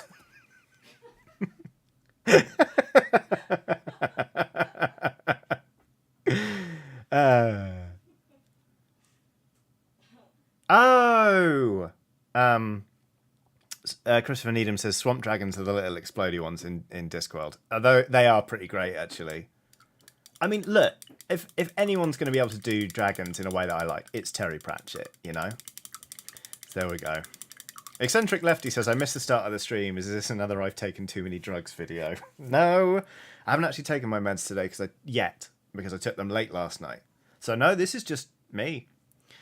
Tegan Evans says, what about Dragon from Shrek? Wank. Shit. Should have killed. You know? Oh, I actually really love How to Train Your Dragon, though. That film's amazing. And the dragons in that are really fun and inventive. You know what? Because they're silly. They're just daft. There you go. Cameron says, gunning for Egbert as Johnny's Bowling for Soup cover band. Yes, please. K-Bray Warrener says, what about Toothless? Toothless is lovely. It's not, like, the thing is, like, I've never not cried at How to Train Your Dragon. So that's the exception that proves the rule. That and Discworld. Petrolia says, but How to Train Your Dragon is just everything is dogs. Well, exactly. Lucenthia says, have you read the How to Train Your Dragon books? I have not, no. Cheerful Spider says, the dragons in How to Train Your Dragon are cats. I have actually seen the video where they tied a balloon to a cat's tail for reference for Toothless, but there we go. Nunn says, do you like English football? I'm Man City. Nice to meet you, the entire Manchester City squad. It is fine. I don't follow it. I don't have the energy to follow an entire football team, but I enjoy watching it when I watch it. Nick Jeffries on a super chat saying, killing Egbert, one organ at a time. We're going to find out how many pancreases he has. Adeline has done a super chat saying, this is a bribe. Please don't kill Egbert. I will cry. Okay, fine. I'll do my best. I'll try not to kill Egbert. Probably. But then I did take a £2 bribe to kill Dob. I'll kill Dob first. There we go. Right. Arvie Dammit has done a super chat saying, how often have you snuck an Egbert into Oxventure? It has never occurred to me once to say Egbert instead of Egbert. Good lord. Nathaniel Levy says, Johnny, is the dragon hate because of Calamite? Nope. I think if you're going back and look at the Eurogamer Dark Souls playthrough, you'll see that I actually killed Calamite on my very first try. So, no. There we go.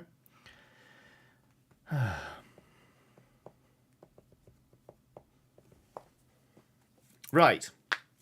Dan Gallagher says, a GM promising not to kill a PC seems wrong / a trap. You never know which way I'm going to go. That's the whole idea. Right. I feel like this is going well. How worrying. What I'm going to do is we're going to have a little brush change. So we're going to switch to this Artmaster All Media Series 10 with its lovely fucked up bristles. This is my favourite shade brush. And we're going to just shade specifically the chainmail and just the shirt and probably the cape. I don't know. Maybe we'll just start off with the chainmail. We'll probably do the shirt as well. But I feel like I can layer the cape up nicely without having to shade it. We'll see. Let's find out.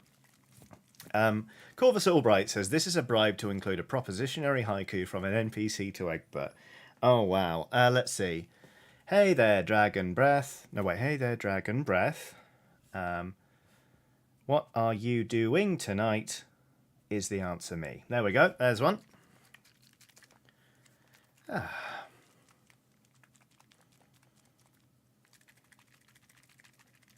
Anonymous says, oh, actually, I'm not going to read that out, your question, just in case it's spoilers for anybody. But yeah, I think so. I reckon, yeah.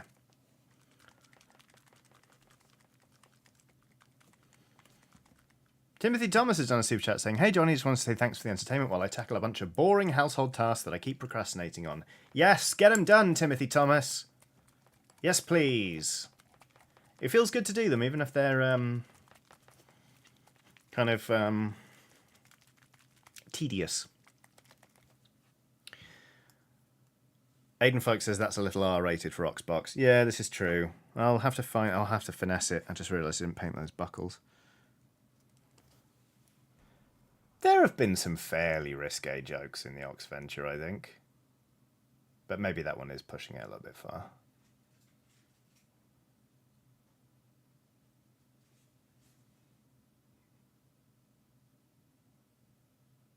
Oh, fuck. Damn it. I forgot. Oh, well.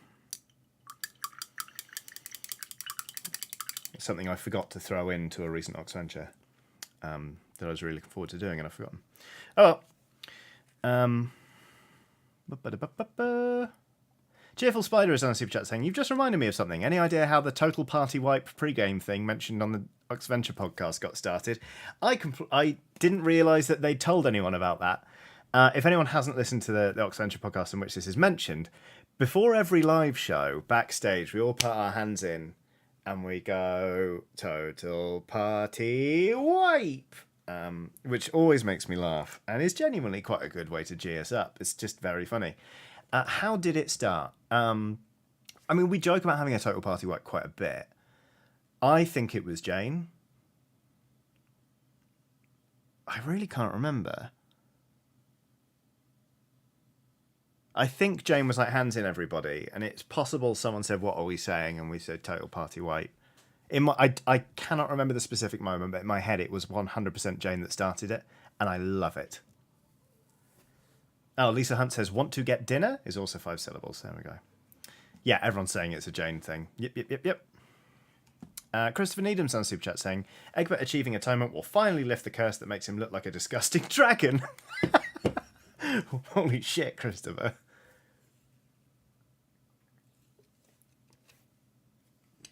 Right. Okie dokie.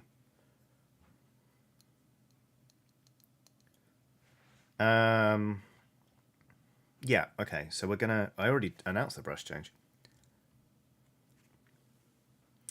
Aiden Folk says, you threatened to TPK them before a Dicebreaker stream at EGX when Mike and Andy were late for code names. That I did.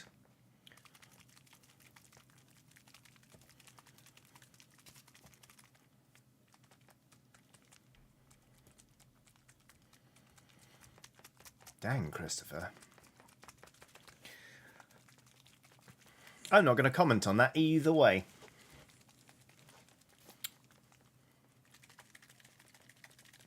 Right. Okay. Let's get... Goodness, what's happened to me? I'm actually getting some shade on a palette. I'm going to add water to it to thin it down. Heavens. Who even am I? Normally I just slap that stuff on there. But no, I'm watering down my shade.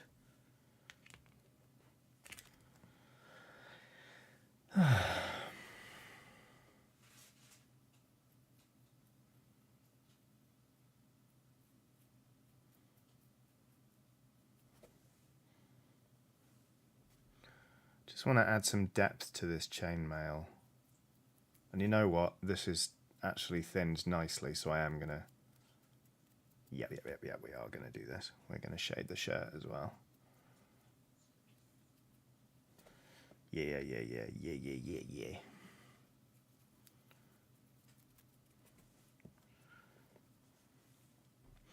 Arcadia says, what do you think of the reincarnate spell? I'll be honest with you, I'm not a fan of bringing back a character once they're dead at all.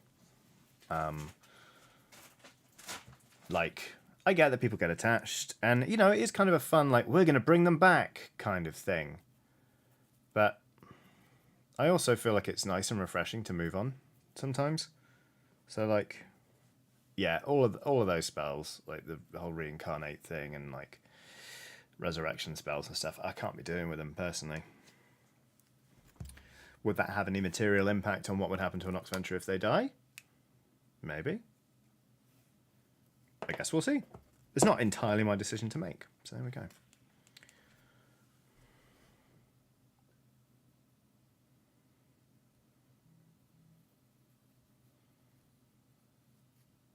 Okay, yeah, that's nice.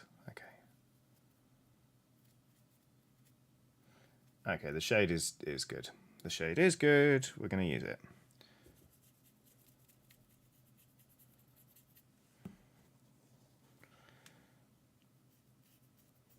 Batty Wrongleg says, well, we know what happens to Dub when he dies. Well, exactly.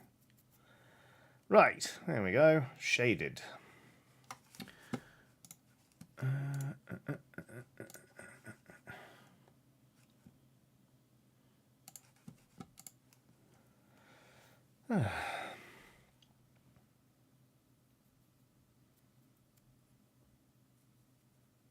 Himani K says, did you make it with clay or something? Oh, goodness me, though.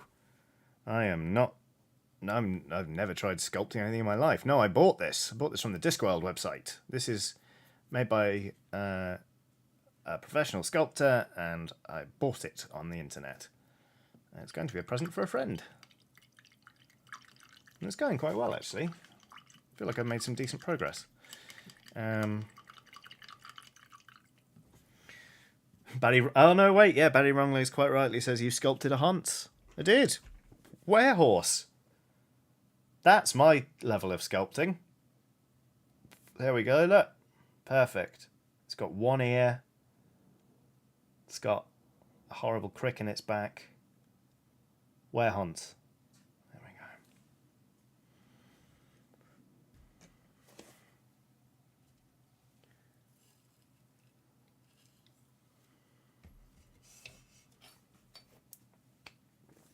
go. Lillian Lepesme, I hope I said that right, I'm sorry, or Lepame, says, wait, did they take Vime's nickname of Old Stoneface too literally? No, I haven't started painting that bit properly. I'm going to put some skin tones on it, but I really want to get it right, so I'm going to paint the skin last. So I'm doing everything first, which is why it looks like he's been turned into a zombie. But, okay. Okie dokie. Peter Fisher says, now we just need to see the bear. No, we don't. No one needs to see the bear. No one. Sod that bear.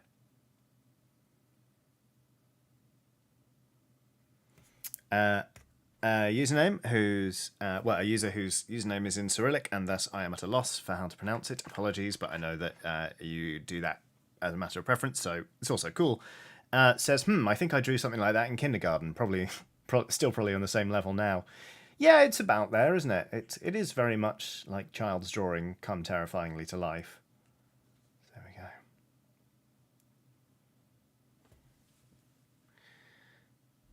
In Felix Raw says we never need to see the bear again. You promised. I know. Never showing that bear again. I'm going to post it to Emma Venton when I finally get around to it. I have so many things to post out to people. I need to go to the post office this week. I need to go to the post office 6 weeks ago. So I will. Anyway. Right. Come on, dry out.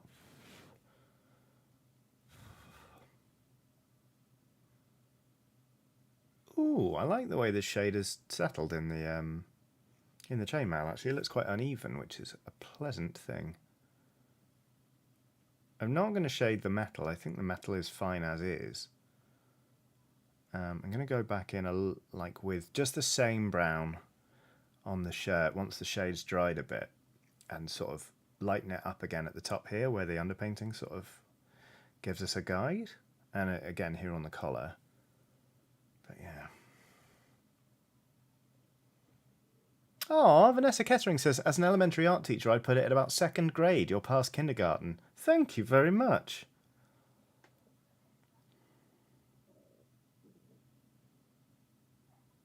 Shows the Great and Powerful says, maybe if we trick Johnny into maximising the second screen, we can maybe see the bear in the background.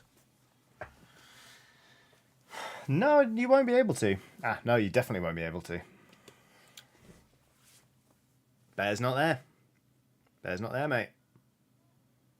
There you go. Himani K says, which brand paint? I use a mixture of Game Colour by Vallejo, Citadel Colour, even though I hate the paint pots so much, and Pro Acryl, because they're great as well. Mark Cohen says, can we see Fashion Watson? She's not in the room anymore. She's sodded off, but actually this is a good time, so I've still got to wait for that to dry a little bit. So yeah, let's try and get her in here. Watson! Come here. Come here. Watson, what do you want? What are you doing? Watson? Come here. Come here. Come here. Up here. Up here. Come on. Up here. I'm just going to pick you up. Oh. Fashion Watson. Look at this collar. It's reflective, but it also has a nice pattern. The dog doesn't really want to be in my lap. She's listening out for... Oh, yeah. I'll give her a whimsy. Wait. Oh, come on. Come here. Watson. Hang on. I've got a treat. Up here. Up here. Come on. You've got to be in my lap for it. No, she's left. Come on. Up here. Up here. In my lap. Come on. Up here. Come on. Yes. Okay. Sit. This is a whimsy. It's one of her favourite treats. It looks like a crocodile. And she... You know what? She really wants to eat it, but she doesn't want to be in my lap, so that's fair. Hang on. Okay. Okay. Ta-da!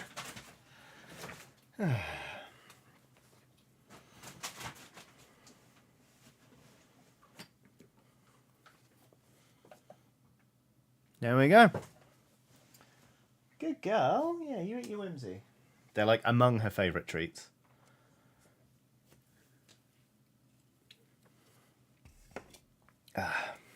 Okay. Where were we? Oh, yeah. Waiting for this to dry a little bit. You know, it's dry up here, so let's crack on.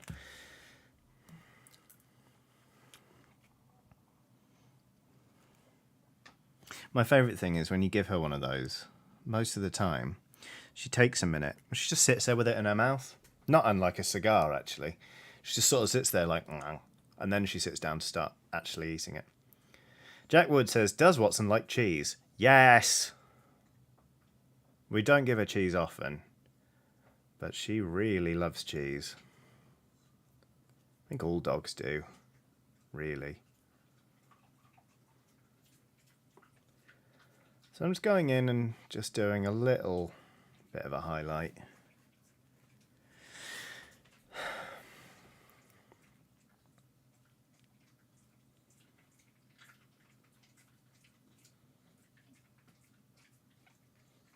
I always feel like when I'm doing busts like this, I always feel like I could take it a bit further. Like I find myself thinking like, oh, that bit's done. And then I'm like, well, maybe I should be really trying to take this like to the next level. But I worry that sometimes that I'm a really impatient painter. Because I'll hit a level and be like, yeah, that's great. I don't think that needs any more. Like at the minute, I'm thinking I don't want to do too much to this shirt because I want the face to really pop on this. Like I want to spend time on the face. But with the kind of the rest of this, I could layer it up and layer it up and layer it up, but I sort of don't want to. Is that weird? Like I'm well used to painting something up to the standard at which I'm happy with it, but like specifically not going too far is always a thing I feel like doing on big pieces like this. And then I wonder if like that's somehow counterintuitive. I don't know, but Tegan Evans says impatient, that's hard to say, but impatient in paint. It's very good. Vanessa Kettering is on a super chat saying, by the way, I haven't been able to watch blah, blah, blah. Vanessa Kettering says in a super chat, by the way, I haven't been about to watch them when premiered, so just want to say here I've been enjoying the Spider-Man episodes. Oh, thank you so much. I have been having a lot of fun with that game. It is a good giggle. And you know what? It's an open world game in which I don't feel swamped. I don't feel like I'm like, oh god, I got to do so much. It's been a pleasure to make a Let's Play series of it, and I think the story really ticks along at a lovely pace, which helps a lot. I like it a lot.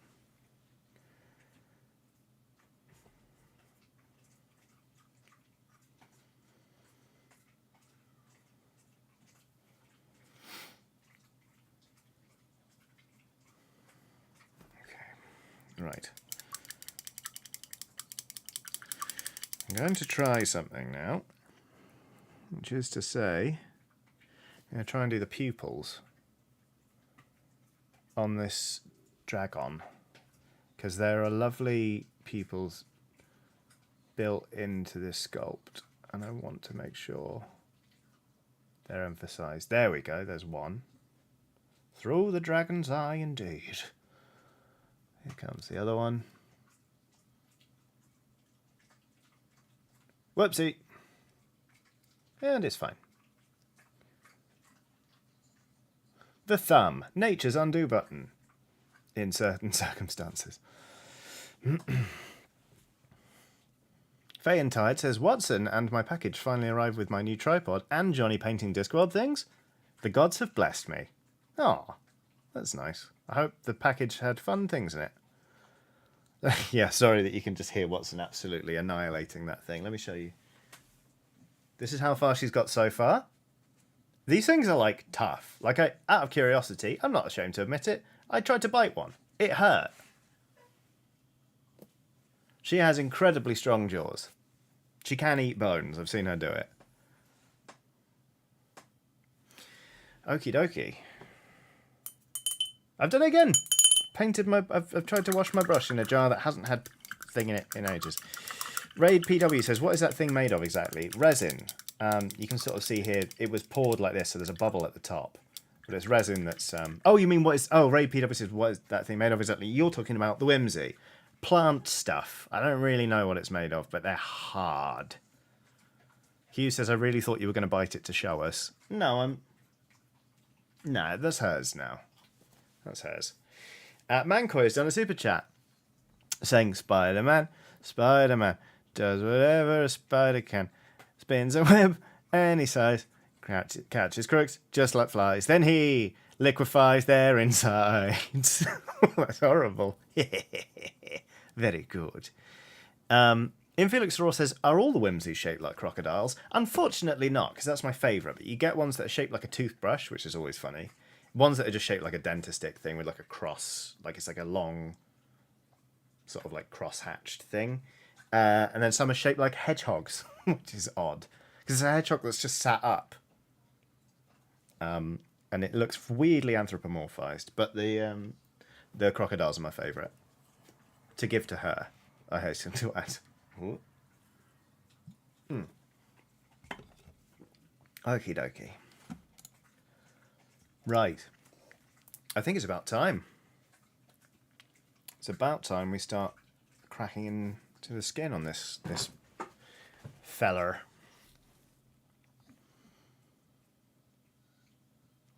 Let's do it.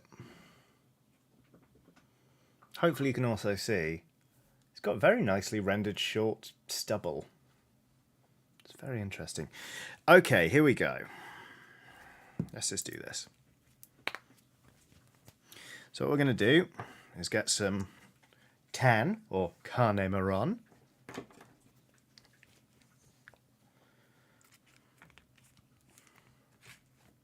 And we're going to paint it on the model. I'm not sure whether there's a mix. You know what I am, actually. I'm going to pop a tiny bit of Kislev flesh, which will be our next colour, into the base mix.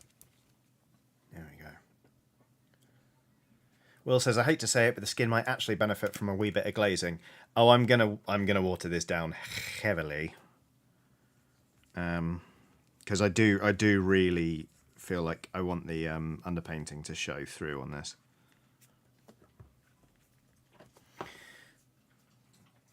Worry not.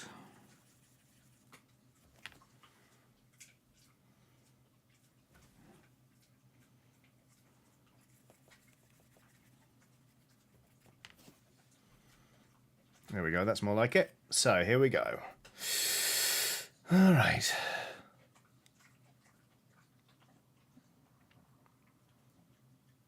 So I've thinned this paint down quite a bit, and as you can see, it's keeping the shadows in there while colouring the skin. And there will almost certainly be a second coat to this, and I'm going to layer this stuff up, but for the time being, it's really good to preserve that contrast, that light and dark. Those tonal values!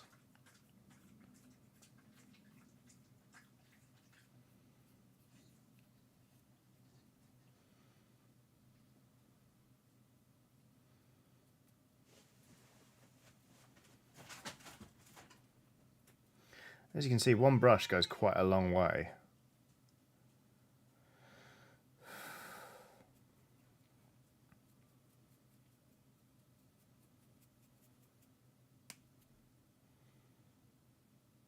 There we go, here we go. Burrito has done a super chat saying, here's one more for your improvised intro songs for your Press Any Chiodini. The deadpan editions of Spider are unjustifiably hilarious. Thank you, that's very, very kind. I worry that people find them irritating, but also they're fun, so I'd just keep going with them. But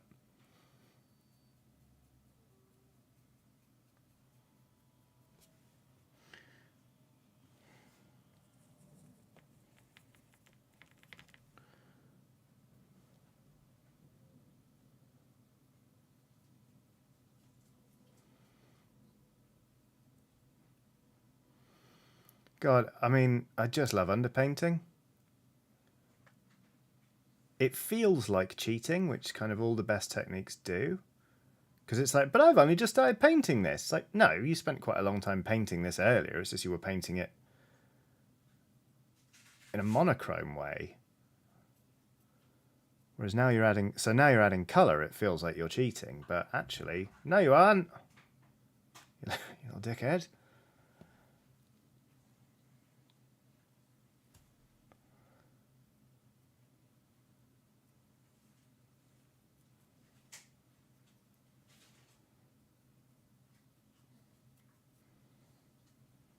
Christ, I mean, I'm actually very pleased with that, how that looks already. My friend's gonna be pleased. Oh, I've spent a couple of days staring at just black and white Vimes, and he's been actually creeping me out a little bit. So it's nice to have him looking more like a human, to be honest.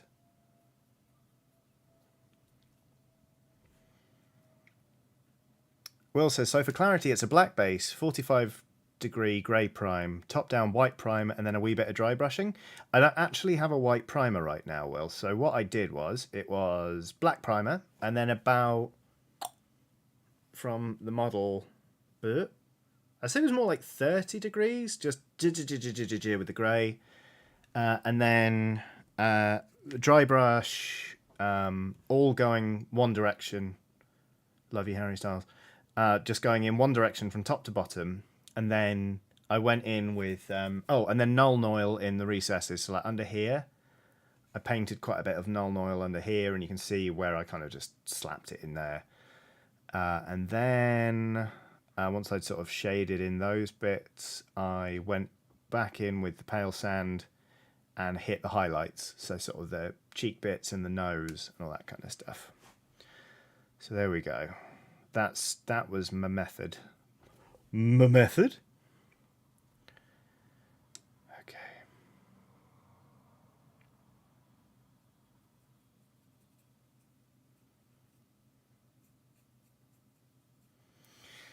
Here we go. So that's how we're looking after sort of one thin coat of our base mix. I'm going to go in with a second one.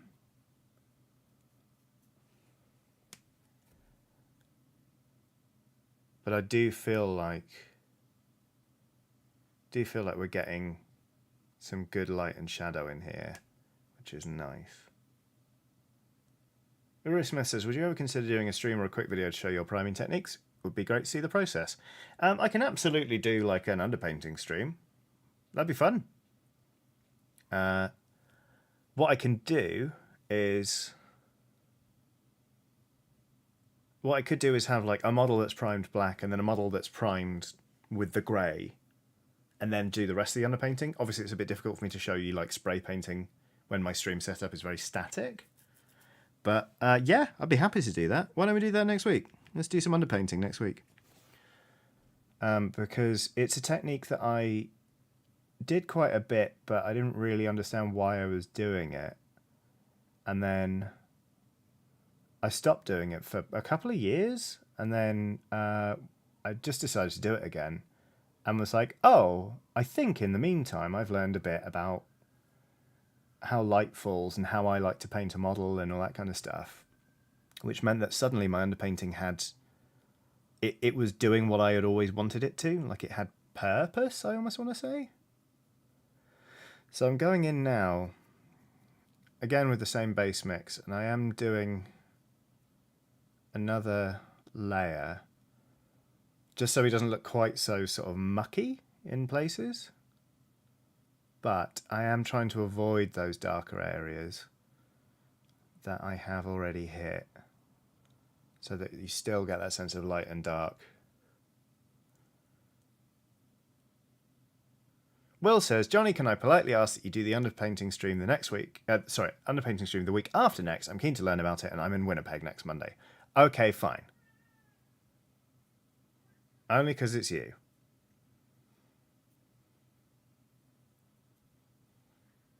And because I feel slightly sorry that when you said that, all I could think was, I hate Winnipeg, because I really like the Weakerland. And that's what they sing in a song. And I feel bad about that. There we go. All right, so that's that bit done.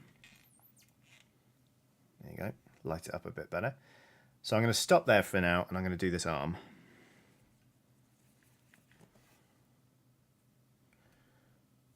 Oh, that's too much.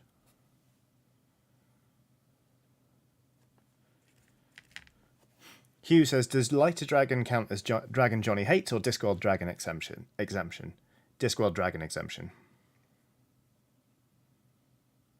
Because I feel like Terry Pratchett... Terry Pratchett just got it. He got it in, you know, the same way that Terry Pratchett always gets it, in that, like, he made them laughable, risible creatures that needed saving from themselves, you know? And I just think that's perfect. Because Coda, the shit.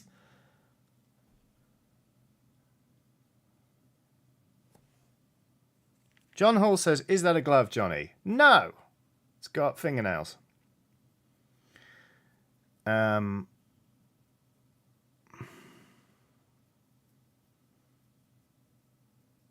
this is also based very much off a particular illustration in which Vimes is bare-handed. Will says, gloves could have fingernails. Ew. Not in any universe I want to live in. Horrible. Ah, Ariski Rende says, hi from Japan, lol. Hello. I hope you're well. Thank you for tuning in.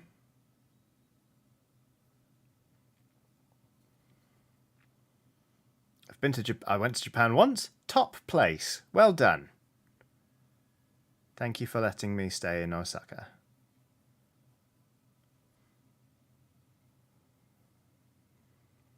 Will says, sending some fingernail gloves to the P.O. box now. Great. Pleased to announce I'm going to burn down my P.O. box. I post myself a Molotov.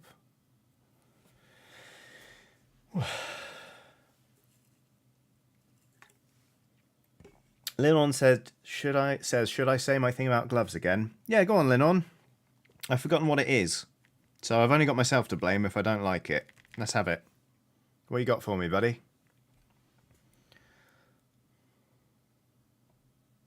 Shadow Wolf Alpha says, hello, what do you think about the dragon from the film Dragonheart? Never seen Dragonheart, so I'm going to hedge my bets and say shit, awful, dreadful. Hope someone runs it through. You know how, like, innocent until proven guilty? Like, with me, and dragons specifically, it's shit until proven okay. It's easy, it's quicker that way, I get a lot more done.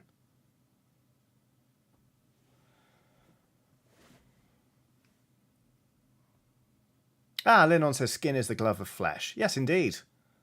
Hence the term degloving when you get those horrible, horrible injuries. That's why you take rings off when you go climbing, folks. Anyway, moving on from that unpleasant image.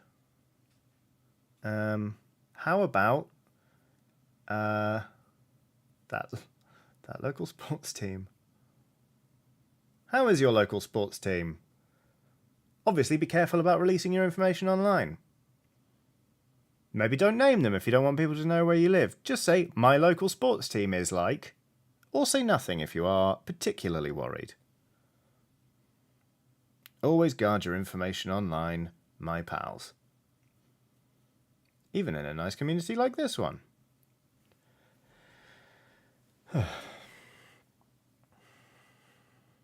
Chaos says, how about this? So, how about those new egg lads for Necromunda? I go back and forth on liking them and really not. CookieCat94 has done a super chat. CookieCat94 has done a super chat saying, I got a new pair of gloves today, but they're both lefts, which on the one hand is great, but on the other, it's just not right.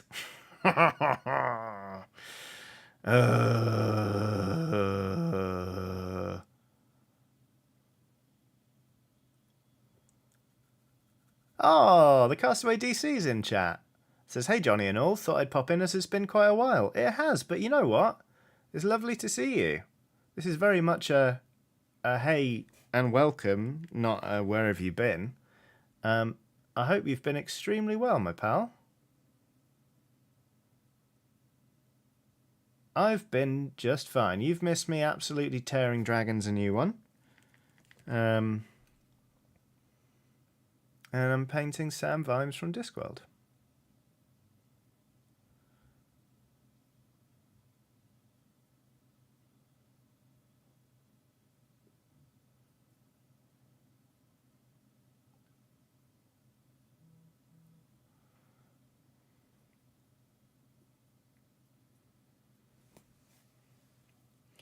Okie dokie.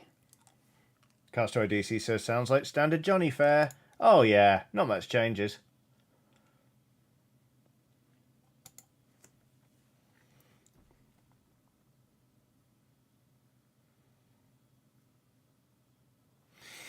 Okie dokie.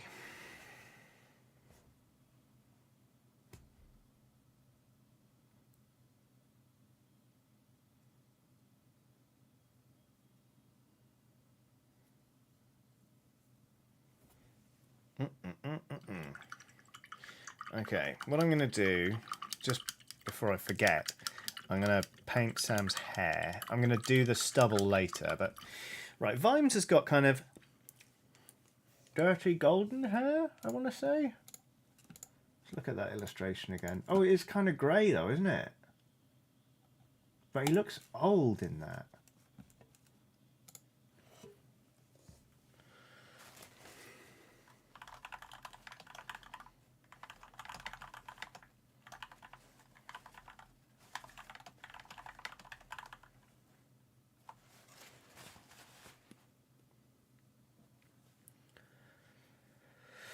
Hmm. Where were we? Right. Yes. The model. The model I'm painting. You know what? I need a 5 to 7 minute break. Anonymous says he's getting on in age, so he'd probably be mostly grey. I'm gonna throw some Eshin grey then on his hair. See what we get.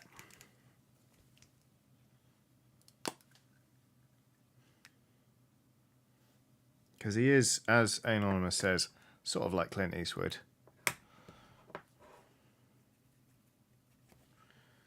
Sarah Burke says, wow, okay, so I just woke up from an unintended nap. These streams are so soothing, especially after such a shit time.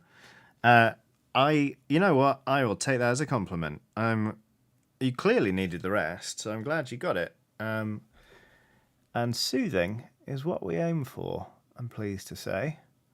Which, funnily enough, ties in with something I'm going to be announcing at some point this week for the channel, in line with some Patreon changes. I've kind of teased bits of this for a while now.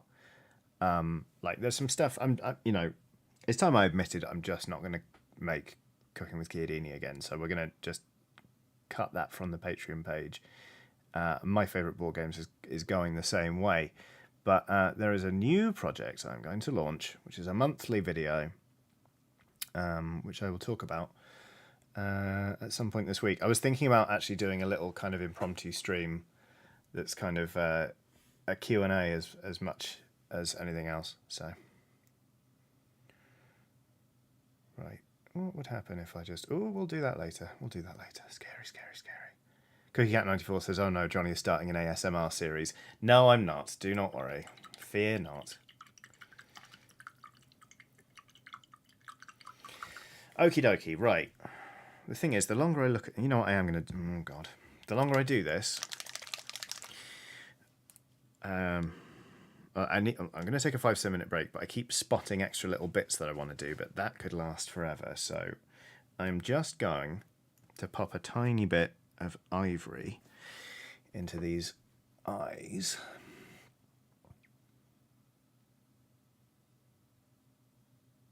To make them stand out a bit more, because actually the nice thing about this sculpt is that the irises are quite built up. So they're going to be a delight to paint. But I want the corneas to be, yeah, there we go, nice and bright.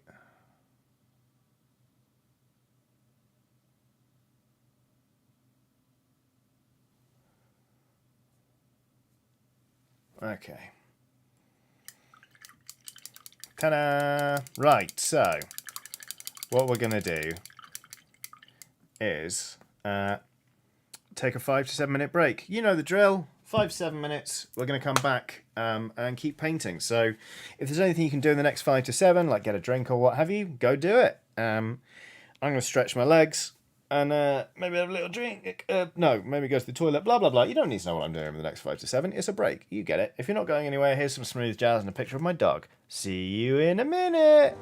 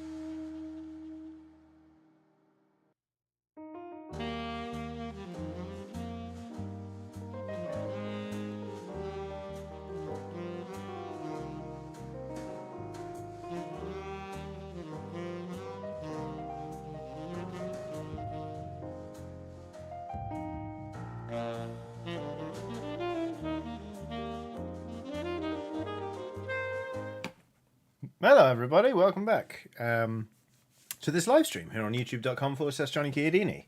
That me. I'm Johnny Chiodini. Not you, me. And today, just going to check chat again. I can't believe I'm getting away with this, frankly. Yep, my friend has not noticed. So I can confirm we're painting this bust of Sam Vimes from Discworld. Like I said, it's a gift for a friend who I'm seeing tomorrow, so time's a ticking on this one, but luckily, I feel like it's going quite well. Jack Wood says, wait, I'm not Johnny Chiodini? I know, it's hard to keep track of these things, Jack, but unfortunately, you're Jack. Well, not unfortunately, I think you're great. Just saying, if your plan was not to be Jack and to be Johnny Chiodini, then I've got bad news for you, but I think being Jack Wood is actually a pretty sweet deal, my pal. So there we go.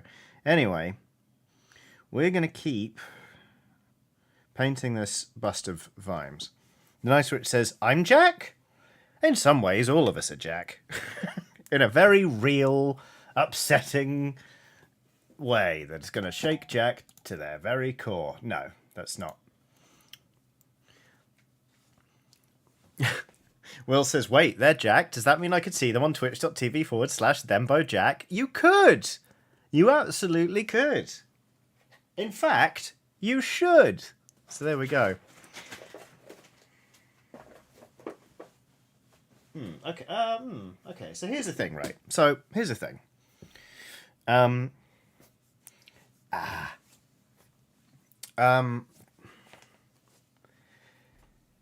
Oh, Vivian K is on Super Chat saying, hey, Johnny, I just wanted to give you a little support and say thank you so much for helping me start down the path to realising I'm trans. Much love. Well, congratulations on walking that path and coming to the realisation. That is absolutely wonderful. And I am very grateful for, even the small part I played in it. A hearty congratulations to you.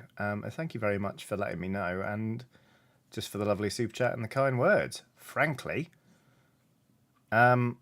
So... with this bust, the wed. I've been recently watching. I watched the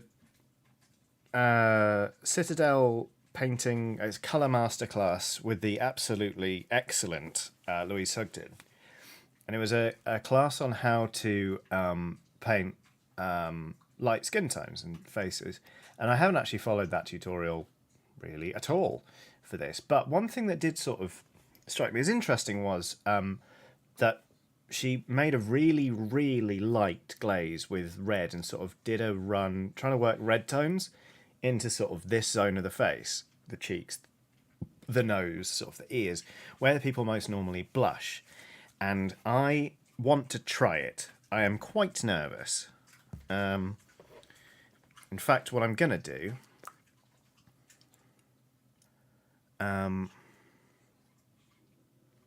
I'm going to get a tiny bit of red paint and just going to...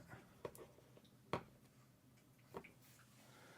would that go on? Oh, that's all right, actually. You know what? I think we can get away with that. I'm going to wipe most of that off.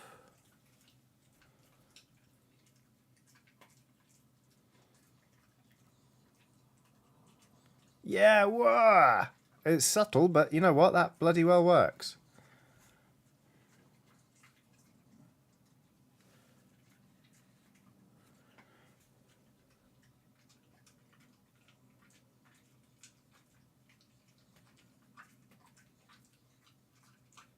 Oh, that was too much there. As you can probably hear, Watson's resumed eating her whimsy.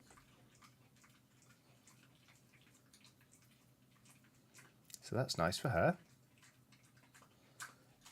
Well, that's very good. I'm going to stop there, but I feel like that's worked quite nicely. It probably isn't visible on camera, but cool. Right, so next step.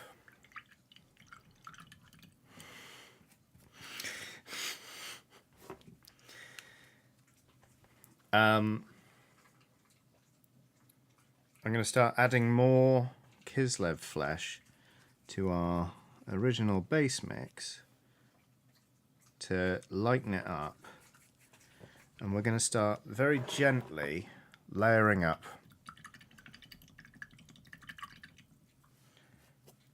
the skin in select areas. Which areas? The areas that are catching more light. You inquisitive little scamps, you. For example, let's start out here on the nose.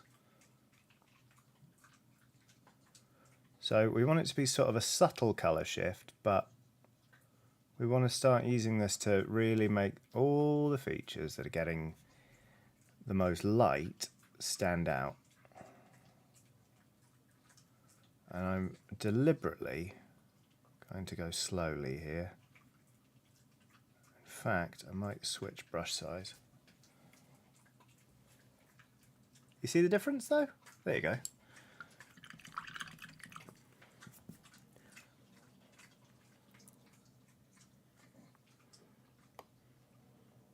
Oh, sorry, Will. I managed to paint Will out to be a wrong un. Sorry.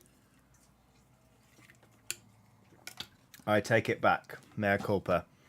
Shoz, the Great and Powerful, has done a super chat saying, what are y'all's opinions on buying from Amazon? The annotated works of Shakespeare is cheaper on there, but their labour and union practices give me pause. Yeah, so this is the thing, is that they can often offer goods at a lower price because they're so big and because their practices are so crap. Full disclosure, I think Amazon is a dreadful company. Do I still buy things from them? Unfortunately, yeah, more than I would like. Because they are sort of everywhere. Will quite rightly says if it gives you pause, you already know the answer. I do think they're an absolute trash company. And the annoying thing is that, like, they also have loads of just massive contracts. Like, I forget the specifics, but I know they've got government contracts all over the world to do sort of logistics and stuff like that and provide things. So it's like, it's one of those frustrating things whereby boycotting them can make acquiring things a fair bit harder in some cases, and it feels like it's having absolutely no impact. However, it is still morally absolutely the right thing to do. So I've got to the point where I try and avoid them as much as I can, but sometimes it just goes that way.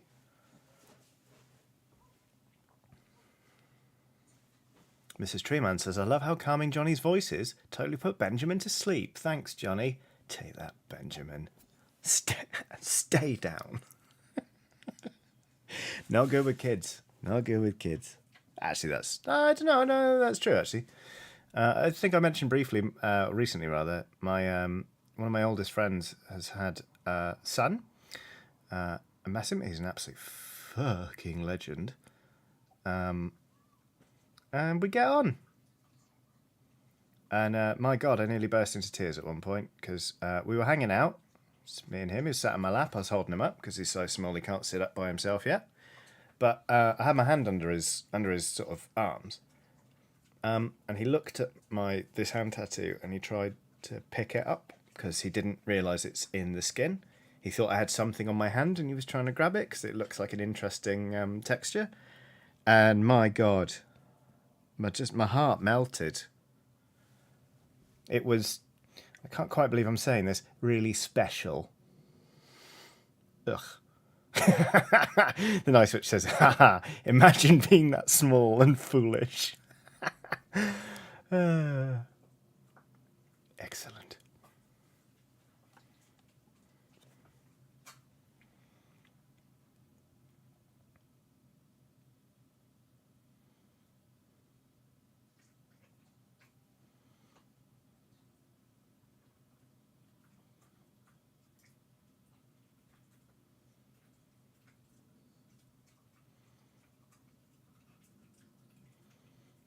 So many interesting textures to your face, Sam Vimes. It's coming together.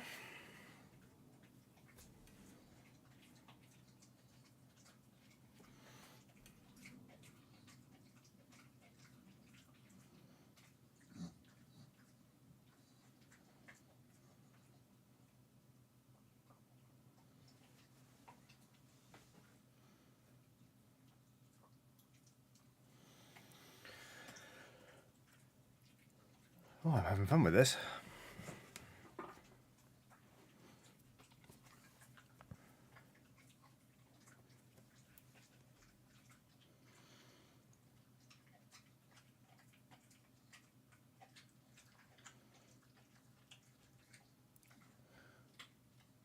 Watson, you are making so much noise with that thing. I'm glad you're enjoying it, though. That's why we buy them.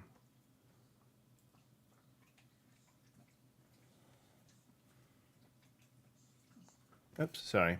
I'm doing that slightly out of frame.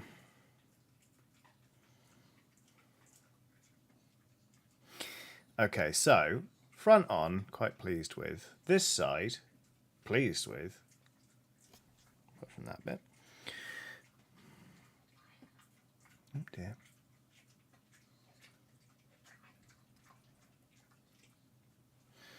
This side, what's wrong? That. That bit there, but that needs to be the base mix, really. Interesting.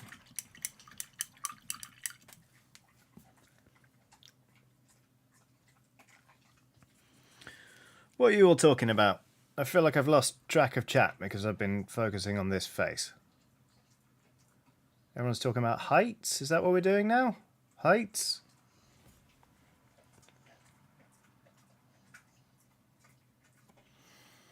I have been told more than once that I'm shorter than people thought I would be from having watched me on the internet, so that's fun. It's always nice to disappoint people. It happened one time when it was somebody getting a tour of the GameSpot offices, and it was after work. It'd been quite a long day, and I literally walked into my colleague and this guy, and he went, "Oh, this is so-and-so, I'm showing you around." And I went, "Hiya," and he went, "You are shorter than I thought you'd be." And I literally went, "I'm sorry." It's like, what else do I say? It was very weird.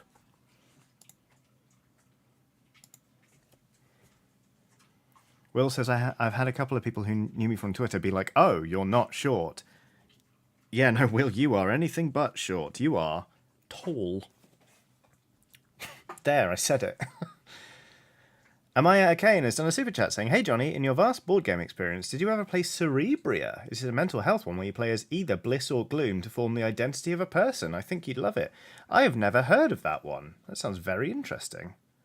Cerebria. I will have a look out for that. What have I played recently? Played a bit of Oath recently. God, that game is still so good. Oh, I tell you what I played recently that is annoyingly out of stock everywhere. Is a game called Long Shot. It's like a horse racing roll and write game. I know it's a game about horses, but I like it. Basically, there are honces. You roll dice. The honces move around the track. You start putting bets on the honces. You can buy the honces. It's a lot of fun, and it's about honces. I'm as surprised as you are.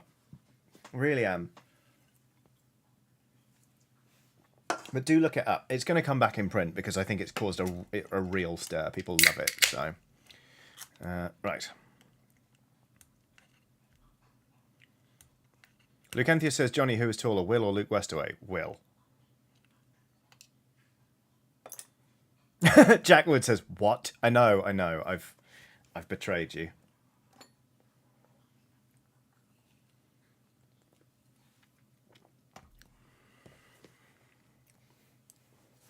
Okay. Right. Here's where we're up to with Sam Vimes. Right, what we're going to do is we're going to put some more Kislev Flash in that mix and do it again.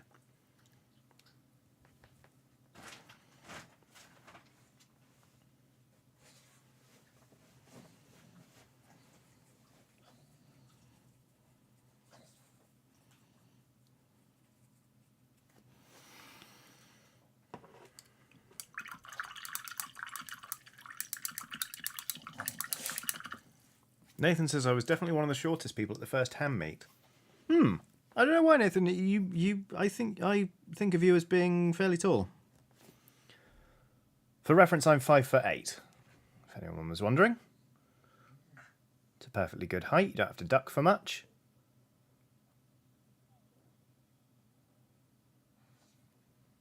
You can reach most shelves. No one ever made fun of me for my height. In fact, I've told this before, but somebody at uni tried it, and I was so bewildered he got really embarrassed. I was like, what? You trying to make fun of my height? Oh, Nathan's 5'6". That's a good height. Paul Hamilton says, Johnny, you've put Twitter in the description rather than Twitter. Oh well. People know what I'm talking about. Thanks, Paul.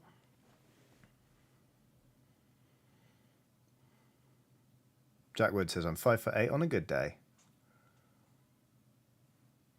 We're gonna look amazing as our non-binary tower couple at Handmeet, Jack. It's gonna be brilliant.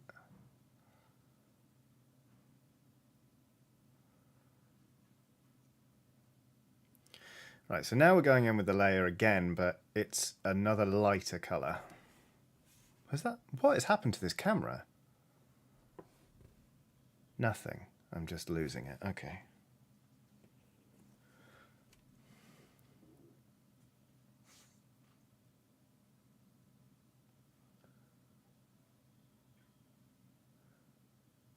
So again, we're just picking out bits now to try and build that sense of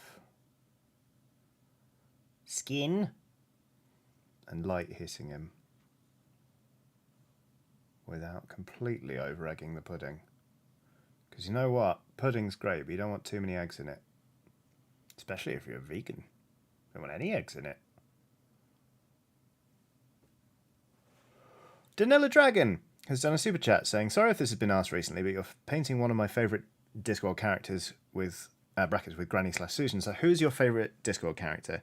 Yeah, we talked about this earlier, but actually I gave quite a short answer. I would say, so the Guard books are currently my absolute favourites. So I love Vimes, and I love his arc and all that kind of stuff. But I'm weirdly very drawn to Sergeant Angua. I think she's just a fantastic character. She's absolutely one of my favourites. Vimes is obviously up there. But then we've got... Who else? I love Moise von Litwig. It was really interesting to witness his arc in Going Postal and hear his sort of internal monologue. But, have the reluctant hero thing kind of from a different angle. Because Vimes is obviously, he starts out very disillusioned and then comes to, really just be great at his job and really care.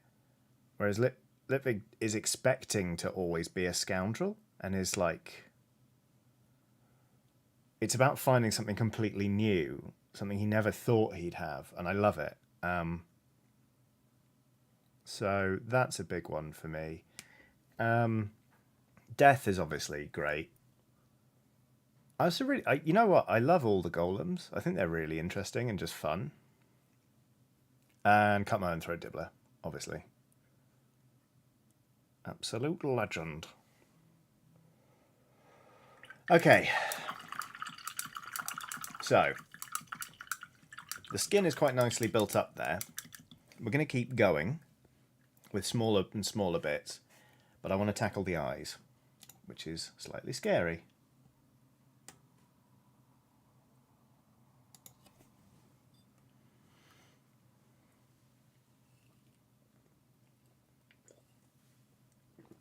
Okay. Oh, and you know what? We haven't even started layering up this hand. We can be a little bit more slapdash on this, but let's catch up.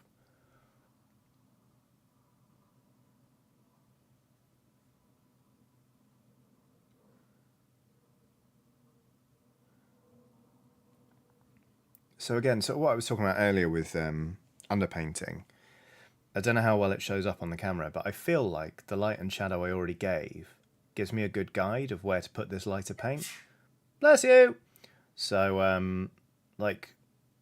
underpainting is good in that it shows things, but I don't rely on it to do all the lighting of my painting. I rely on it to remind me which bits I wanted to be light and which bits dark. And it just makes the whole process a lot quicker and just gives me a confidence. I really love it.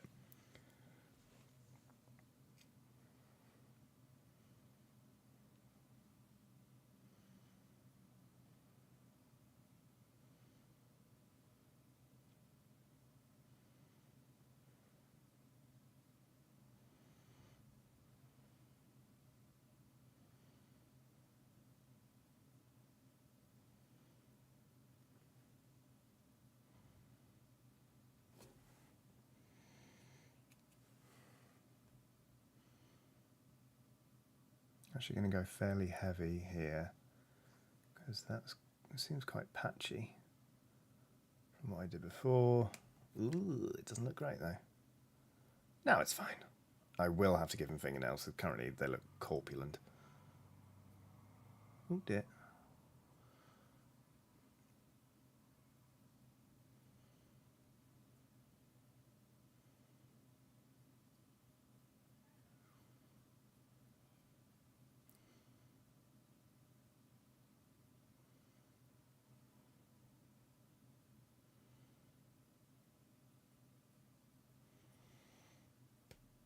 That's fine. It's good enough. Again, it's all about the face on this. Okay. Whew. Now, Although Rich says, what's the breastplate been painted with? It's very nice and reflective. This was a complete accidental discovery. It was a base of Vallejo gunmetal, and then over the top of that, Vallejo bronze. And the bronze was quite thinned down. So a lot of the silver is kind of showing through. I've painted skin on there. Flood it with water. Shit, that's too late. Crap. It's not too late. As my friend Reese once said, flood it with water. It's too late.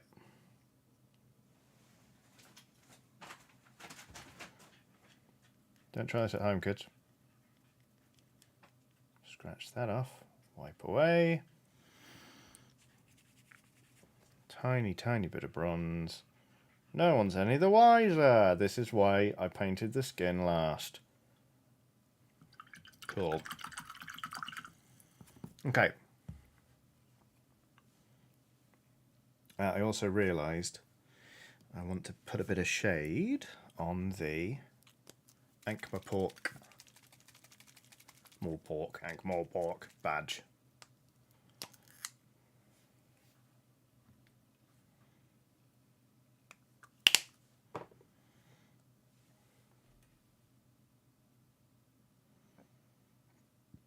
Make that stand out a bit more. Cool. All right.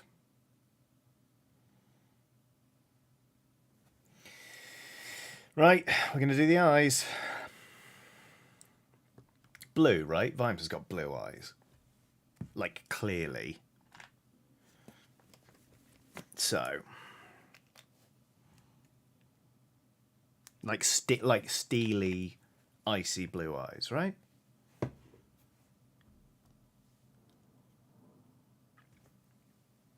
That's very much my feeling. Kind of like like Clint Eastwood's got blue eyes, right? Let's have a look. And what's his name? Ed Harris. I'm Clint Eastwood, and my eyes are... God, you're always squinting so much. What colour are your eyes, man? What colour are your fucking eyes? Bluish. Ah! That one's horrible. Yeah, fine. It's very hard to tell, so we're going to do blue. And yeah, true to form, it's hard to tell in the original diagram. Illustration of Vimes, so. Jack Wood says, I'm Clint Eastwood and I really need to go for an eye test. Cussway DC says Johnny has blue eyes, if I remember correctly. Yeah. Is that weird? Is that too weird? It's probably weird. It's probably a bit weird, isn't it? Anyway. Right. I'm watching it back. Yeah, it's quite weird. Yeah, it's quite weird. All right, cool. Let's see now. So going in with a very dark blue.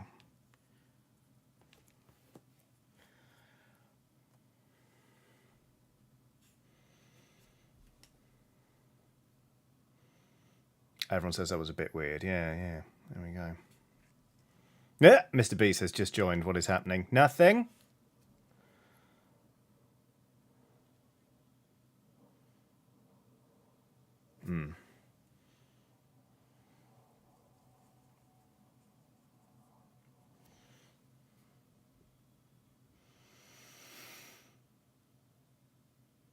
Oh, Christ, this is scary. Okay.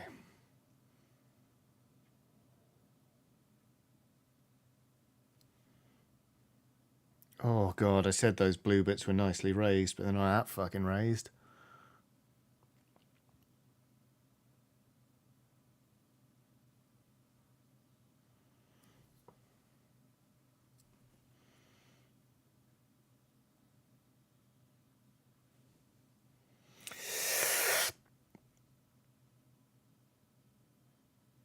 Oh, God, if you don't do eyes right, they look fucking haunted, don't they? Okay.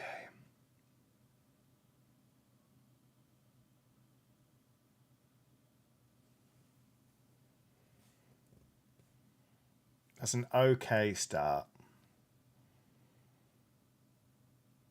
I'm going to have to fix this one by adding a bit more ivory in the corners. But that's okay.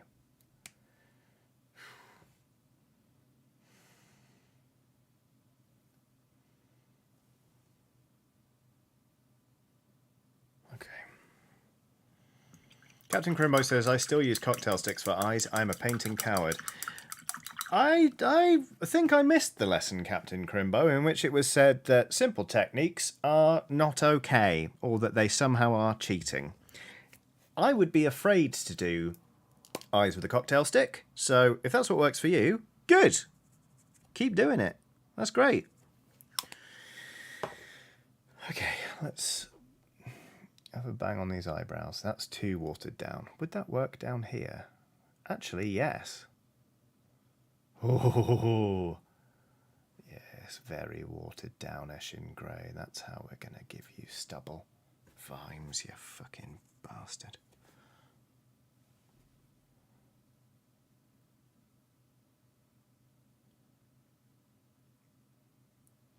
Just going to put some slightly blue tones back in here. We are going to have to sort of attack this Stubble more directly, unfortunately, but for now I don't hate that as sort of a glaze. Septimus1026 has done a super chat saying, what do you think would give the Oxventure Guild more difficulties, the Massive Pear or the Zombie Clown Bear? Massive Pear. Massive Pear's more eldritch. Nothing has given the Oxventurers so much hassle as Mind Flayers, and I feel like the Pear is closer to one of those than the Zombie Bear.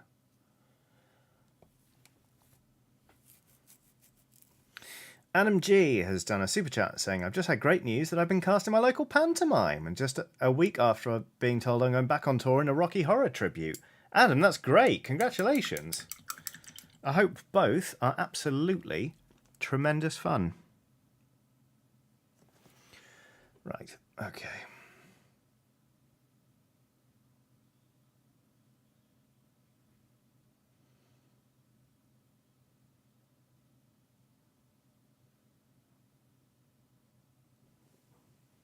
Okay, that's better. Put the white back in that eye. There we go. Now, what we're going to do is go in with a lighter blue.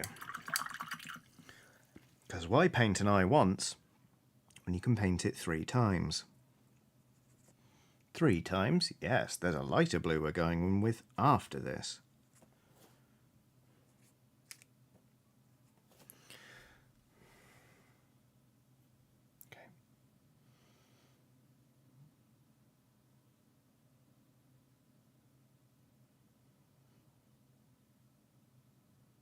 Oh dear. Oh no, it's okay.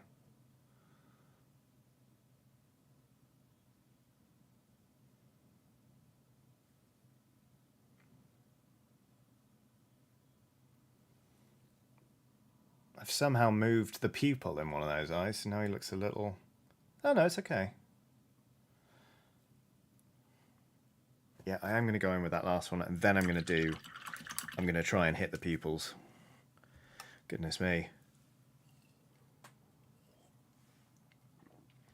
Scarlet Arrow Gaming says, fully fell asleep, so I'm going to tap out. Have a lovely rest of the stream, y'all. I should start keeping count. Like scalps. You know how on the side of planes they would like scratch one bogey. In real life, there is no Control Z. Says, hi Johnny, lovely to catch you live, and you're painting one of my favourite characters. It's lovely to see you. I'm doing a fairly nerve-wracking bit, which is to say painting Sam Vimes' eyes. But you know what? It's going okay. Blue-grey. That's what we want. Okay. Going with our third and final blue colour before we put the irises, put the pupils back in, or fuck it up and have to start the eyes again. Which will it be? Okay.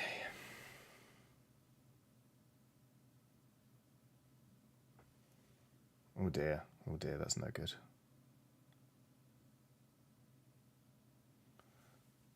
Okay. Yeah, definitely need to put the pupils back in on this.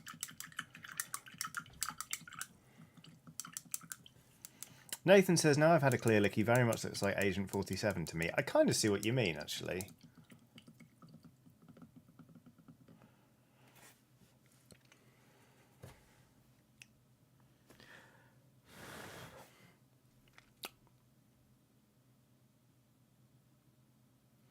It looks like I'm just wantonly painting now, but actually this brush is clean.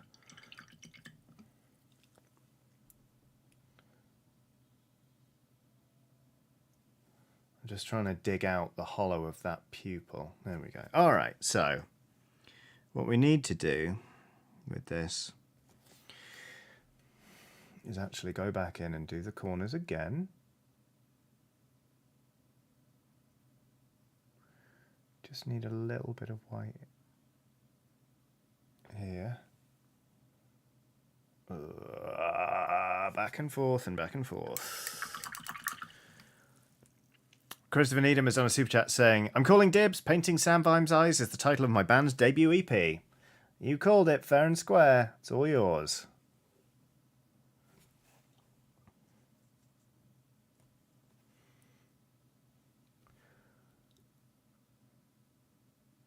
Oh, Christ. All right, Johnny, you're starting to over-egg this. Okay. No, you're all right. That can be rescued. Okay. So, all I need to do is put a tiny, tiny bit of white back in this cornea.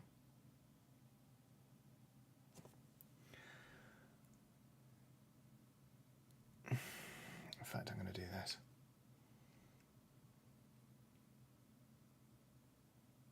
Ha! Ha! Up yours, model, I rotated you. I've overdone it again. Alright, I'm overthinking this. So what I'm going to do is just get...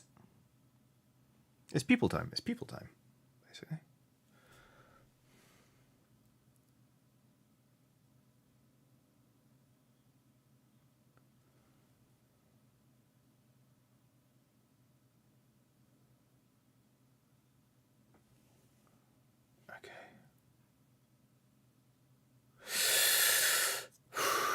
Flood it with water.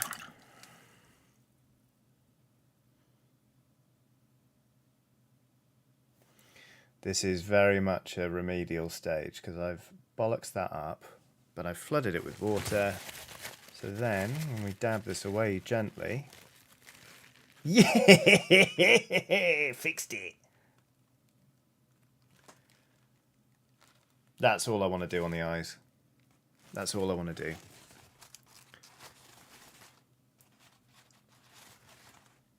Will says, you've just reminded me that one of the local bands when I was a teenager kept releasing EPs that were just called Other Local Bands EP is fucking rubbish. That's hilarious. Very good. Good Luck or a Quick Death has done a super chat. Customarily, from Good Luck or a Quick Death, it is blank. Thank you very much, Good Luck or a Quick Death. Your support, as ever, is very much appreciated. I hope you are well. And it's lovely to see you in chat. And I do not say that solely because you tend to give me money. Like I say, I hope you are very, very well.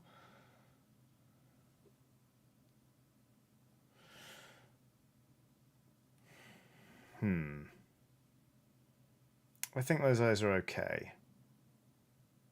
I think they're okay. Right. B Muzzer says, okay, folks, I'm heading off to join my early morning D&D game again. I'm a glutton for punishment with sleep schedule. Thanks, Johnny and Alice Peace, for the chill time / educational bit / entertainment. Smiley face, up thumb, pair emote. Take care, B Muzzer. I hope D&D is absolutely delightful. Okay, so yeah, I'm going to stop thinking about those eyes for a bit. I'm actually going to do some more work on that sort of wash or very thin, almost glaze we were doing on the chin here to kind of introduce that stubble.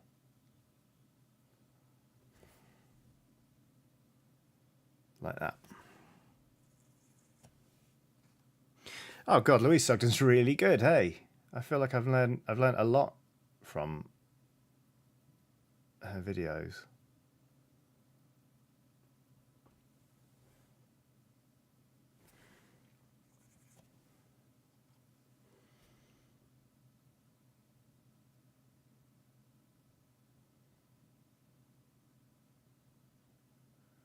So I feel like this is the first time I've ever actually done stubble I don't hate on a model.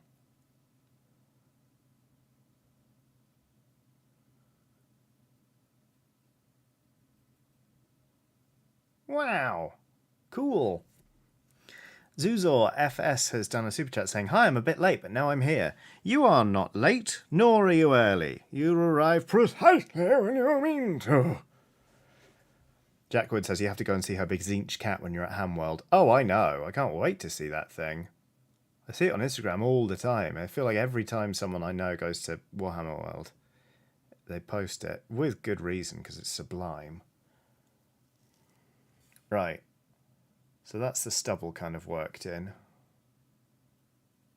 Maybe do a little bit more there. Yeah.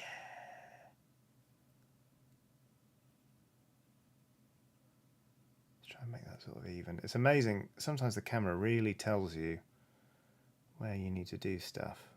I've started taking pictures of models I paint as progress things.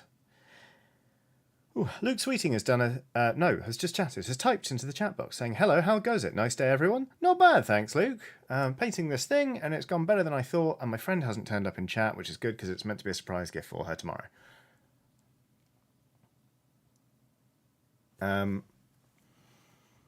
Angel Beats is going to have to go now. See you all around. Take care, Angel Beat. It was lovely having you in chat, as per usual. I hope you're very well. Rob J says, "I've finally psyched myself up to continue painting this barn owlbear." Painting an owlbear as a barn owl, amazing. The amount of white / super pale colours is daunting. Holy crap! Yeah, I can't say I blame you. That is daunting. You're right. There's no two ways about that. But it's an amazing plan, and I hope it comes off brilliantly. Hello, Watson. You back, are you? You finished your treat? Okay. Okie dokie. Hugh, and I'm reading this out to try and humiliate Hugh, not to try and encourage this sort of thing. Hugh says, "When painting facial hair, be careful not to stubble at the last hairle." So that's what Hugh's been up to today.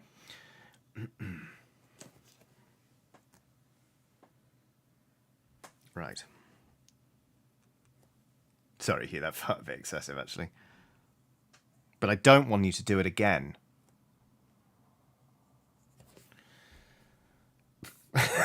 Hugh says, "I have no shame, you have no power here." Ugh. Fine. I know your face.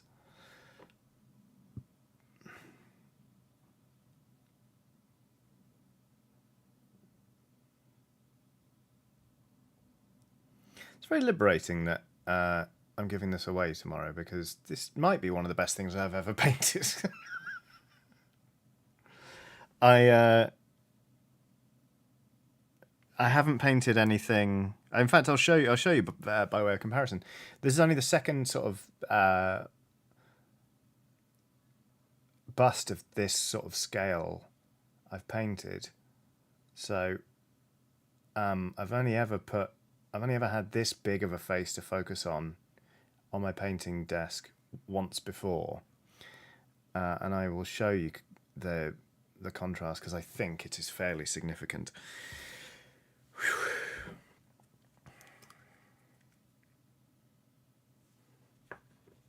It's quite nice to be able to say, like, I think this is the best thing I've ever painted, sort of without ego. It's just like, I'm not puffed up about this. I'm just pleased because I feel like I've put the graft in.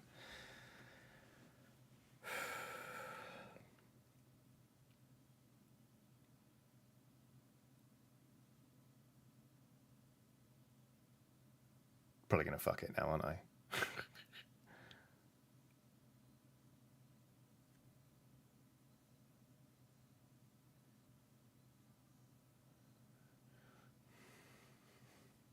Yep, you don't want to overdo it on these details, Johnny, that's for sure.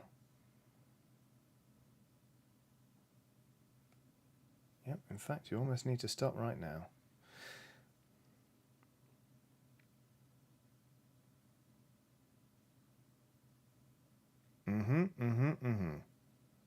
Pare that back a little bit. I think...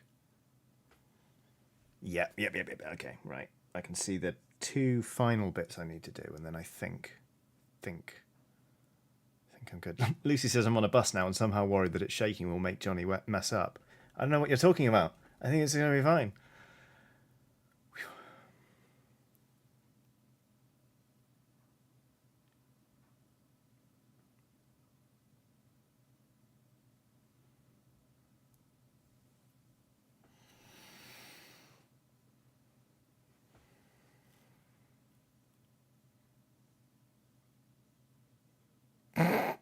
I'm really pleased with this.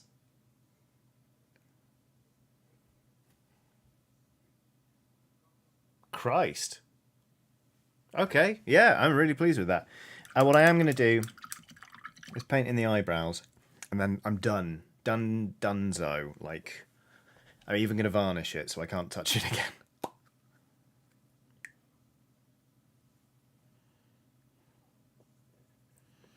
because I do not want to overdo this.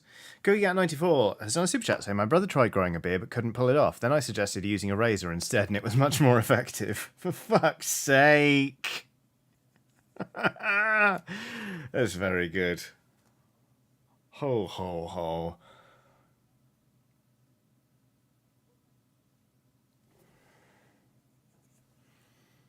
Right. Oh, Christ.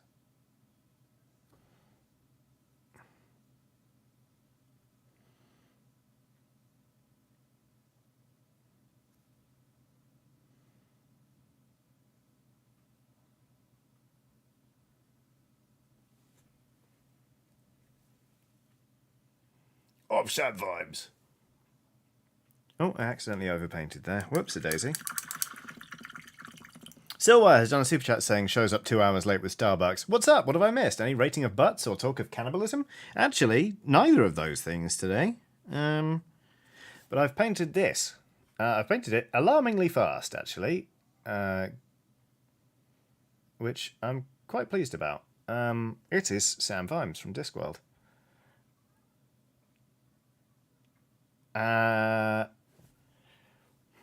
That's the best face I've ever painted. Hands down. I'm really pleased with that. Really pleased with that. Let me show you. Let me show you the last bust I painted.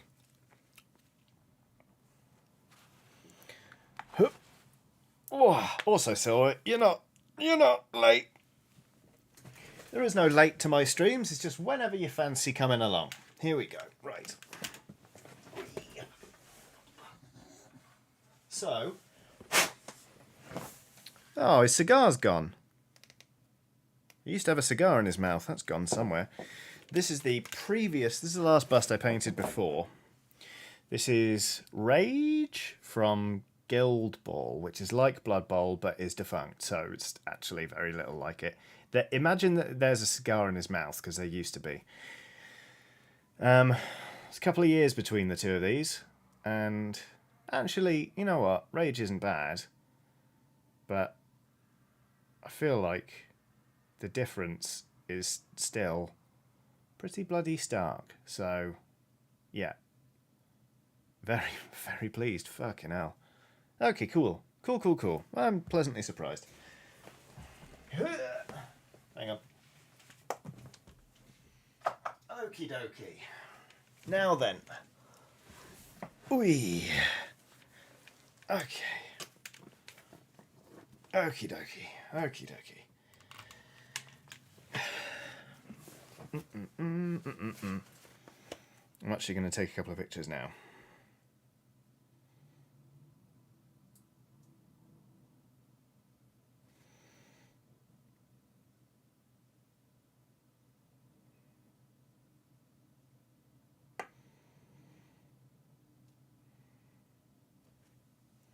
Sorry, this is indulgent, but... Oh, that's a first. My phone picked that up as a face. Yeah! Oh. Okie dokie. Mrs. Treeman says he's still suffering a heat wave there in the UK. It's still warm, but actually it's all right this week. Temperatures aren't going to be much higher than 23, which is fine. 23 centigrade, obviously. It's funny how like just a few degrees makes all the difference. Right, just going to get the varnish out now. Let's get this done. Pardon you, Watson. Little snorty pickle.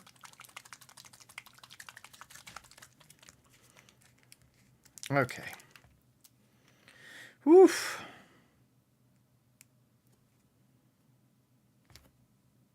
Is that gummed up?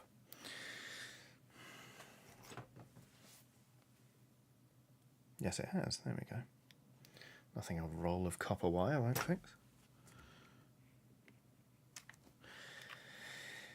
Oh, Anonymous says 23 degrees. Envy. It's 29 here in Stockholm. Oh, God. Oof. I hope that drops soon. That is unpleasant. Is air conditioning much of a thing in Stockholm? I'm assuming not really, much in the same way as it is here. Why is that so blue? Why is that so blue? It's not. It's fine. It's all right. I thought I completely balked the whole model then. Christ alive. Varnishing the Sam vibes. So we can't do more painting on him. We could technically, but this is meant to be a way to stop myself. Honk, honk.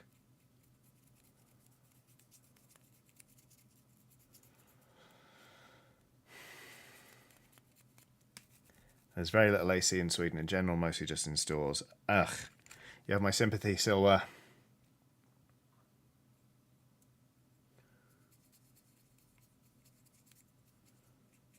I mean, I don't feel like my friend is going to throw this around too much, but also just for peace of mind, it's quite nice to varnish these things, isn't it?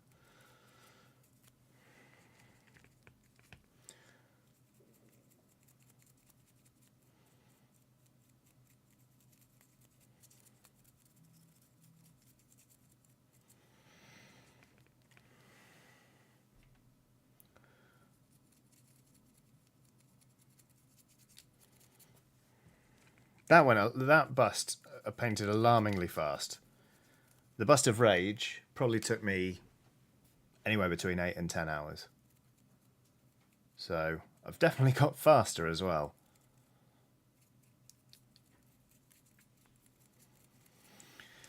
Okie dokie. Now, as you can see, the paint's kind of come away on the bottom here, but I quite like it. That's just the bare resin underneath. Sod it, I'm going to keep it that way. Phew! We got away with it! My friend didn't even notice. Cool, alright. Best thing I've ever painted, and I'm giving it away in less than 24 hours. Good, good, good. Stephen Paul says, is the model for a game or for shelf? Probably for shelf, but we'll see. Okie dokie. What do we do now? Great question. Let's paint some Blood Bowl miniatures, probably. Oh, Mark Cohen says the base signifies Vimes' worn boots.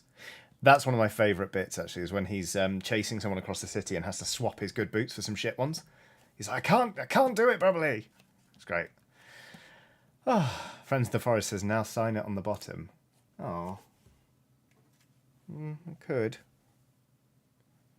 Do I have a Sharpie? There is a Sharpie somewhere. I'll do that later. All right, dear Sarah, love you. Bye.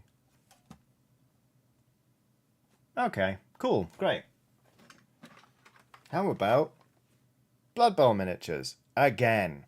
So earlier on today, I painted this Valkyrie for my team, in the same colour as all the others. But this marks an important turning point, because you can see here I've painted the Yeti and 2 beer boars. They're there and there. Oh, why are you falling over, little piggy? I mean, look, they're so cute. But I have also painted 1, 2, 3, 4, 5, 6 of 6 models, meaning I have 1, 2, 3, 4, 5, 6 left. I've done those ones in light skin tones, so now we're going to do the other ones in dark skin tones. And I think we shall start... Should we start with this Blitzer?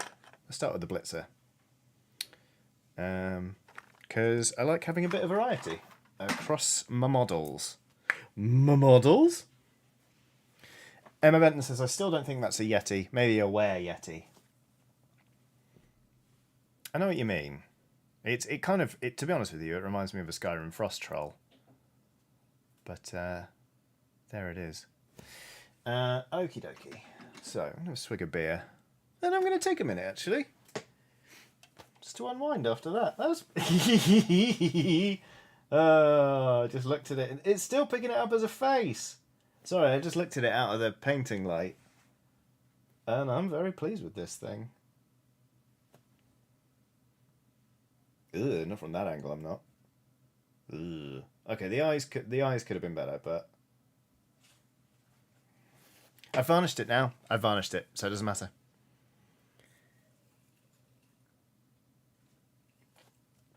Hugh says, ball bore, they collect the ball when it goes out of play. Oh no, Hugh. Beer ball. Beer bores provide booze to the players and helps them to stand up. It's literally a pick-me-up, which I think is very fun. Right. Okie dokie. So, we're having a swig of beer.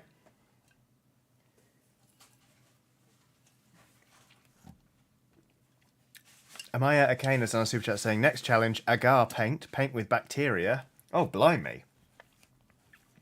I don't... Maybe I'll work up to that. I do remember, like, if you take a bunch of moss off a wall, or from anywhere really, and you combine it in a blender with, like, buttermilk, you can paint it on things, and moss will grow in the shape of whatever you paint. So you could paint, like, a curse word on a brick wall, and suddenly, well, eventually, moss in the shape of a swear, if you fancy that sort of thing.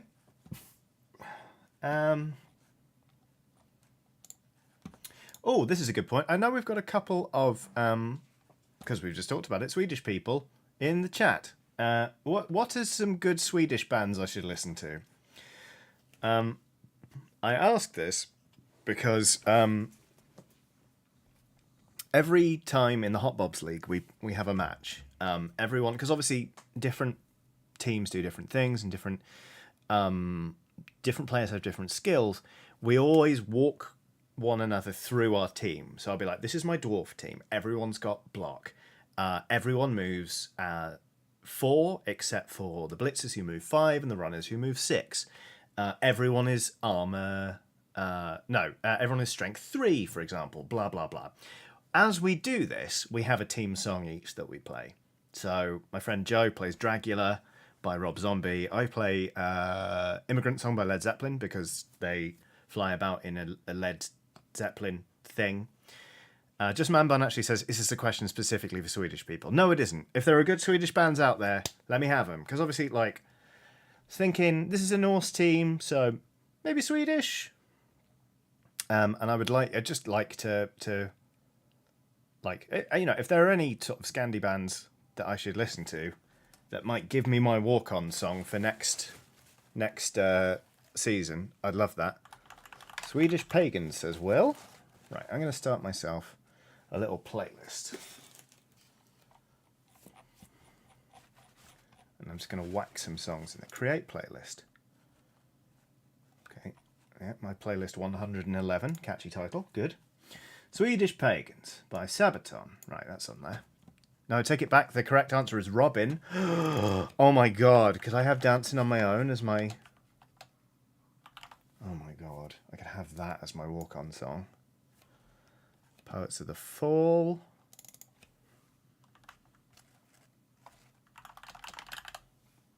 Poets of the Fall. Carnival of Rust, that'll go in there. Normandel. Thank you for all of these. Oh, Normandy, not Normandel. ABBA does count. ABBA does count. Shit. Sake by Jupiter. If you want Super Camp Synth Pop, I mean, why not? Dancing Queen by ABBA. Convent, Danish, but nevertheless, I'll take it. All right. Oh, Puritan Masochism. What a great name for a song. Normandy Covered Believe by Cher. Right. That's going in. Avicii. This is all gold. Thank you, everyone. Laureen. Laureen. Okay, I'm going to put a couple more in. Korpiklani. They've also done a version of Live on Polka. Okay, Wooden Pints. Wooden Pints? That's perfect for this team. Right, okay. I'll stop there for now. Neko the Kitty says, not Swedish, but Heilung has Danish, German and Norwegian members.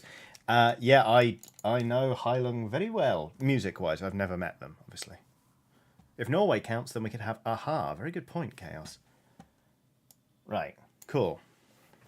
Thank you, everyone. So, here we go, then. Let's paint some more Norse people. Old Gods of Asgard. Ah, that's from the Control. Oh, that would be nice.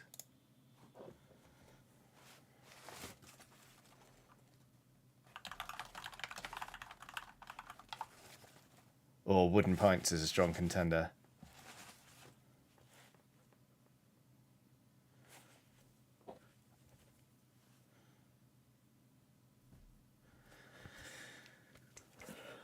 Silver says the one Nordic rock group I listen to is Volbeat. I'll stick them in there.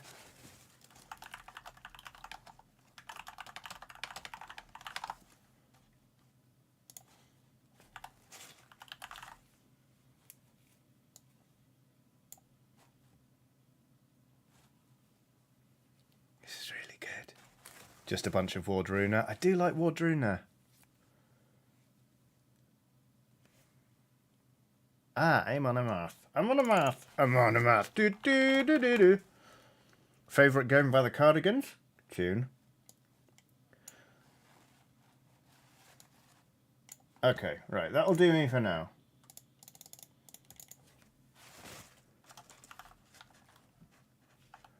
Okay, alright. Let's get back to painting.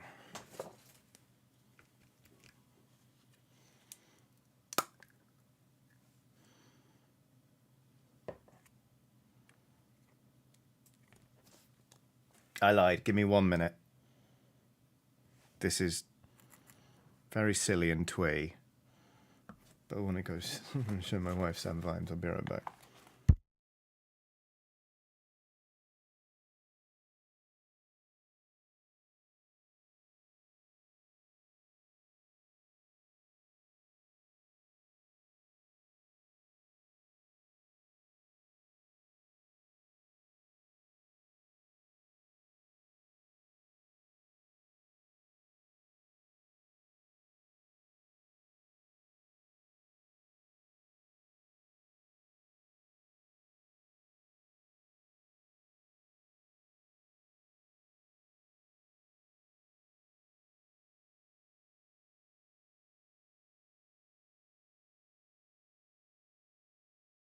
Thank you, everybody. Okay, now let's paint.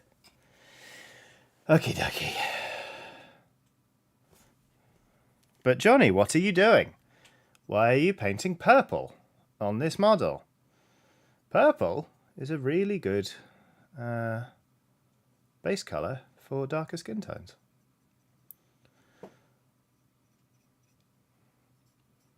Because I find they can look a bit flat if you just slap brown paint on top of a white undercoat.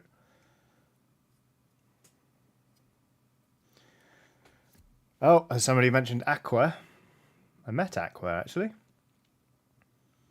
Filmed an interview with them back when I was a showbiz camera operator. A time in my life that has given me many stories. Most of them weird. Several of them horribly embarrassing.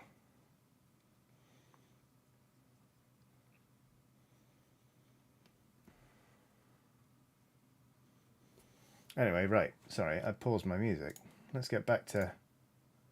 Currently, Wooden Pints by Korpiklani is the front runner for the walk-on tune for this this team.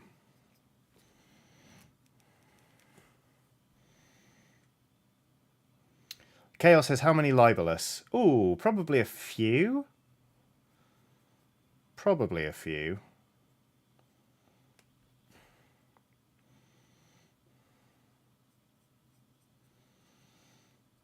Neko the Kitty says, embarrassing for you or the subject of the story. So, Silva wants me to elaborate about Aqua. It was quite simple. Basically, I in my very early days, I used to work at ITN, or Independent Television News, which is actually like one of the major news broadcasters in the UK. I worked in their online department making videos for the internet, which is where I cut my teeth as a presenter. It's how I learned to edit video. I used to work on a YouTube channel called Game On, which is still up. There are still videos of me as a 19-year-old who, for some reason, I was taught that in order to present, I should just shout. So I'm like, hello and welcome to Game. I'm just yelling. But you know what? It was the foundation of my career, and they were some of the happiest years of my life.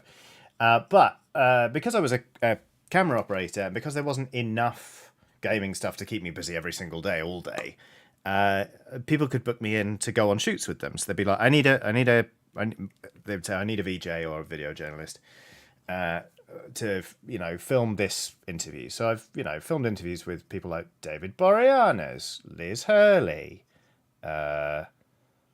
Jonathan Ross, Alice Cooper, like just a surprising number of people.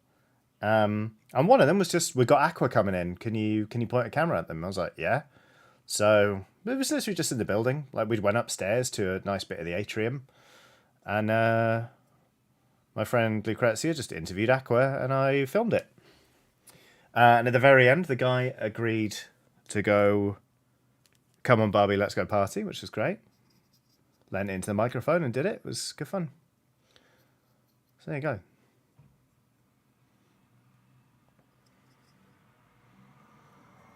David Boreanaz asked me to turn off the top light on my camera because it was too early in the morning and the light was a little bright. And I was like, okay. And then his interview looked grainy. More fool him. Not my fault that you got the curtains closed and you're eating bacon. I'm going to have to crank the ISO on this thing. Have fun promoting Season 3 of Bones, David.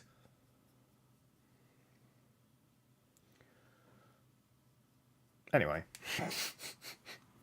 Vista Fury says, is Game On where that Johnny Chiodini apologises video comes from? Yes, that's an irritatingly well SEO'd video. Is from those days. I was 19 when that was filmed. 19. Rogue Monitor says, hey, I actually sort of caught you guys. Woo, a real live stream. You caught us just fine. We've got 55 minutes left on this mother.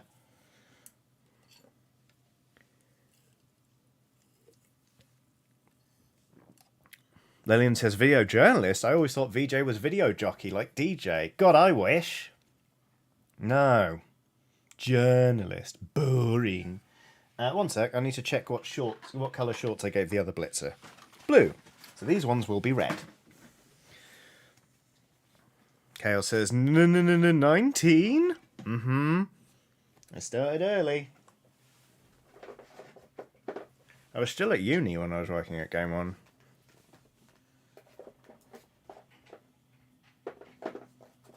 Hello, pig. Alright, everybody. Hello and welcome to another episode of Non-Binary Person Looks for a Paint in a Box Full of Paint. This week we're looking for Blood Reaver flesh. I know I've got it, but where is it? I don't know. Let's hope it turns up. And let's hope I do own it. Because if I don't, this will be silly.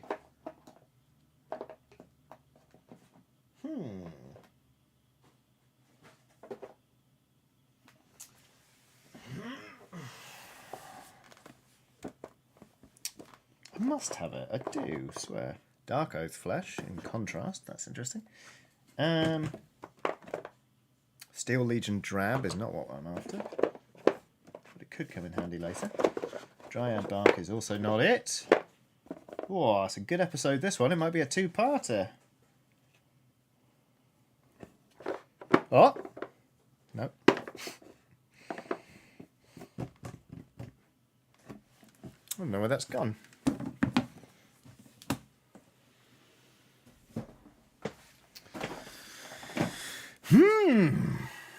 It's either on my desk somewhere, or I don't actually own that paint, which is looking more likely.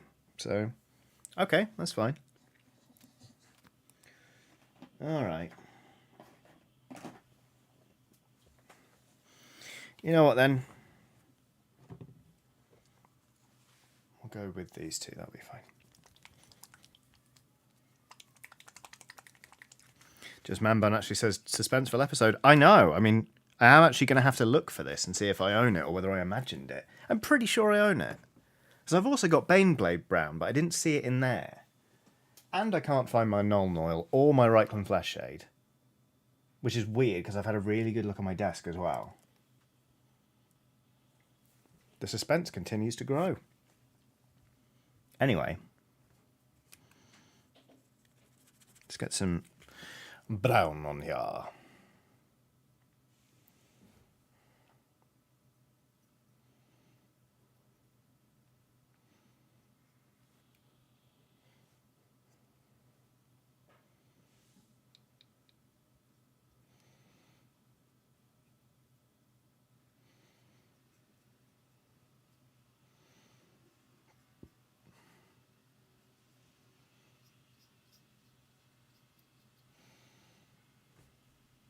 Mark Cohen says, are you going to check out any of the new tasty new contrasts or shades? To be honest with you, the only contrast that's piqued my interest is Briar Queen. And even then, on the picture where they've painted it over something, it doesn't look very good. I'm not... I might have a browse of the shades, but no, not really. I am interested to see how the other shades hold up, because they're now all going to be using contrast mediums. They're reformulating all of their shades, basically. I saw a comparison image on Twitter earlier today, and Nuln Oil looked bad, so I'm a little bit worried about that. But I'm hopeful that, because I have been stung with the last few pots of Agrax Earthshade, they have just been gloss, even when I've shaken them for ages, and definitely... Oh, God! Great news, everyone. I'm painting this one as a self-assembly. That's annoying. I'll stick that on again in a minute. What was I saying? Shades. Oh, yeah, Agrax Earthshade has been pissing me off for months. So if they can stop it from just being gloss all the time, when I've specifically bought the matte ones and shaken them loads, that would be lovely, actually. That would be lully. Lully bit of business. So I'm kind of not... I'm not dreading it. I'm not doing a backflip excited, but you know. Well, we rolled a 16 on that D16, didn't we? Oopsie.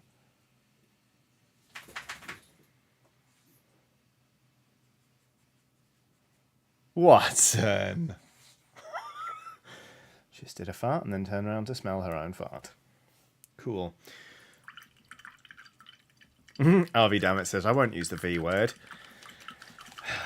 I haven't got enough plugs here. I've got to run 3 monitors, a camera, a light, 2 desktop towers, a 3D printer, a wash and cure station, a PS5, the Elgato. I haven't got any plugs. I can't have a Vortex mixer unless it's hand crank.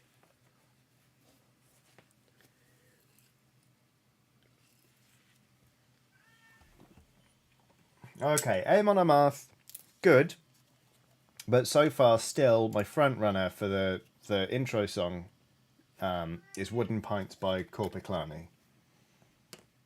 Things could change, but you never know.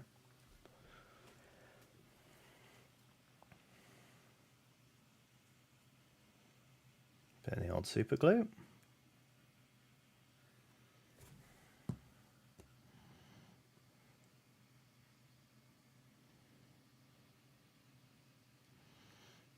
Oh, God, his head rolled off. What is this, a Frightened Rabbit song? Very good. Well done, me.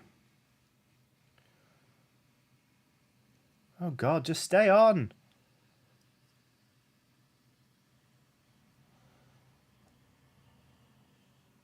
Well, then there's a big gap. Christ. Is it meant to be like that? Surely not. Oh, you know what? Fuck it, it's fun. He's now going to be looking right up into the sky. We're going to adjust the tilt of that a bit because he looks silly. Now, there we go. There we go. Look, what a hopeful young chap with almost no neck.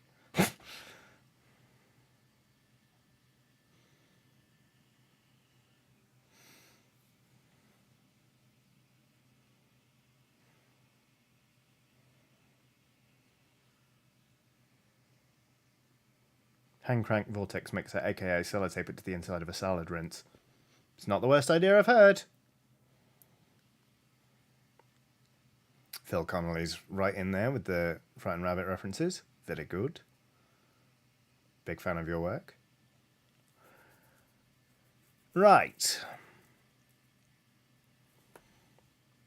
Now then.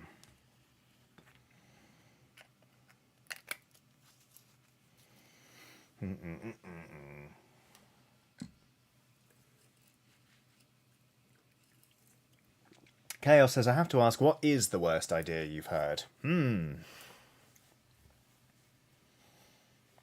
It's the worst idea that's ever been put to me.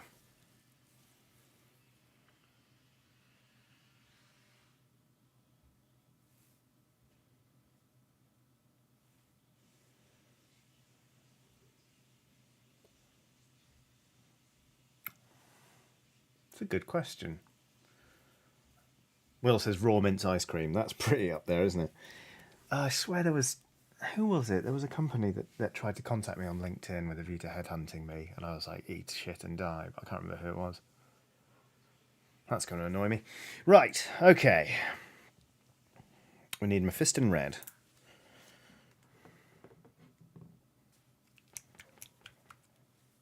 CookieCat94 says Meaty Grog was a bad idea. Yeah, you know what? The Meaty Grog is the worst idea I've ever gone through with. That was vile. It was just horrible. It was a mistake. Anonymous says, the sandwich. What was this? Wait, what? Are you... Is your the sandwich the same as my... The sandwich? I'm confused. Because I did once make the sandwich with some friends and it was great. Oh, mushroom cake as well. That was bad. It wasn't even meant to be like, lol, shrooms. It was for Chiellini's Kitchen and it was disgusting. I nearly threw up. Oh, the sandwich. Tuna with chili sauce. That wasn't my fucking idea. God, fuck that sandwich. Fuck that sandwich. I hate the idea that I'm never going to live down someone else's sandwich. I can only hope that they got delivered mine and they ate it and went, oh, this is incredible, actually, I've been living a lie.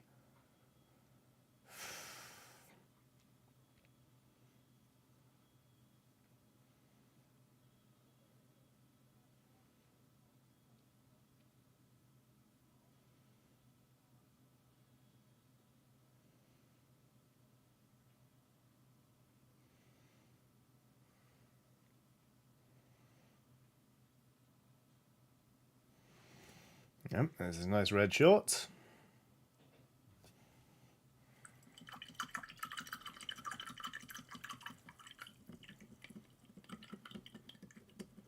Chaos says, oh, I have an incredibly good bad idea for a burger topping. Will knows what it is. Come on then. What is it? Tell the class. Well, I crack out some steel grey.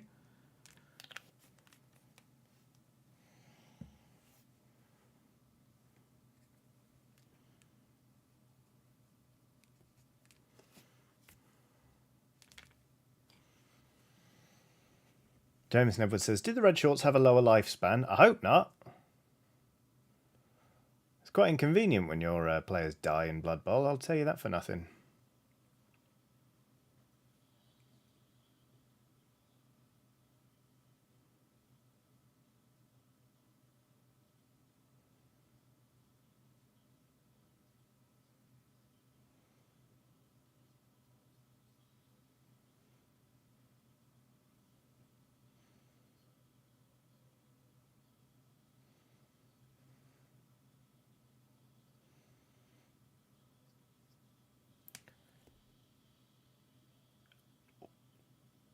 Ooh, Swedish Pagans is a bop, isn't it?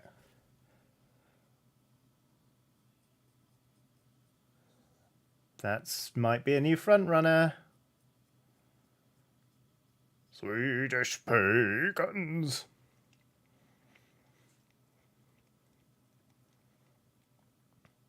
Oh my god, a deep fried lasagna slice. Holy shit. That on a burger? Egads.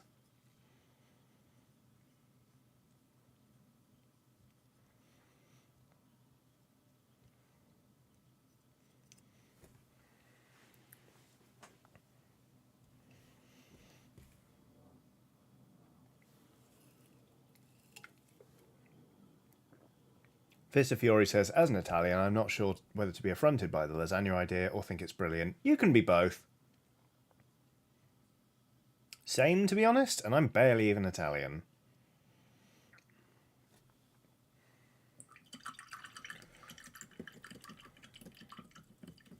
RV Dammit says, Windrose, diggy diggy hole. Yeah, but on the other hand, fuck the Yogscast.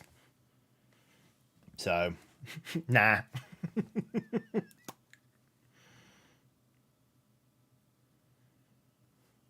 Dang it, there goes my prospects of a job, eh?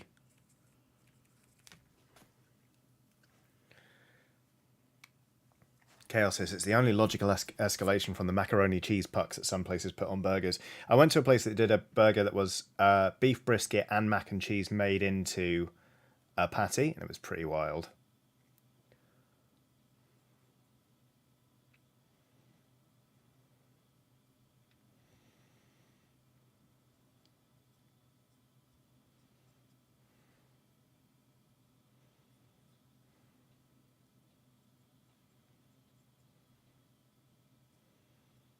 He says, what have I missed Yogs-wise? Nothing that hasn't been the same for about 10 years. I shan't say more.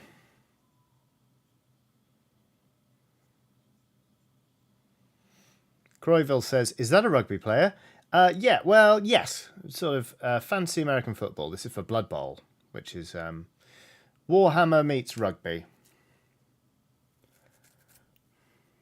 Steph Paul says, once you've had bacon and peanut butter on a burger, not much seems out of order. They used to do that in the Lord Nelson, which is a pub on Union Street in Southwark in London, which is round the corner from where the GameSpot offices used to be. And that burger was called the Elvis Burger. It was great.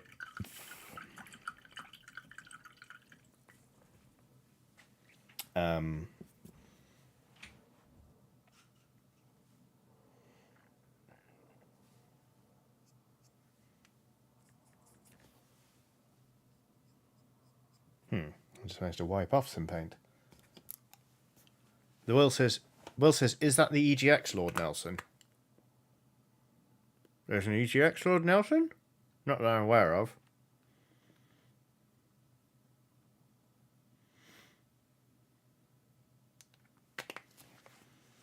Ooh, Chaos says there's a place in Edinburgh that does an amazing kimchi mac and cheese top burger. Yes, please.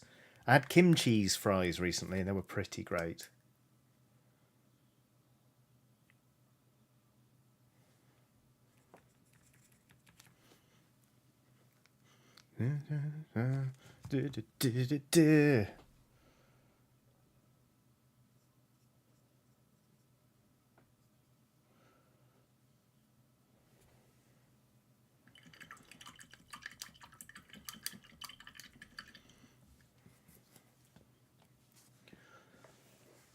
Fist of Fury says, I work right near Union Street. I walked down it from Southwark Station to work. I had no idea GameSpot used to be there. It used to be on Lavington Street.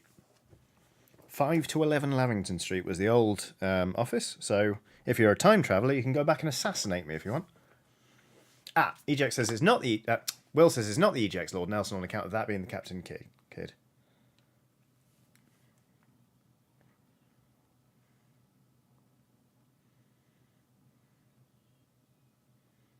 Sorry.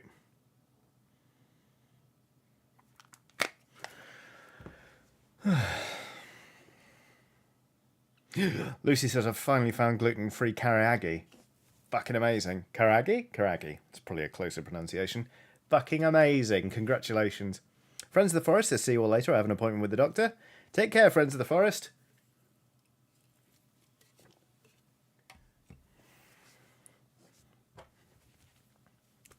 I'm in the corner watching you kiss her.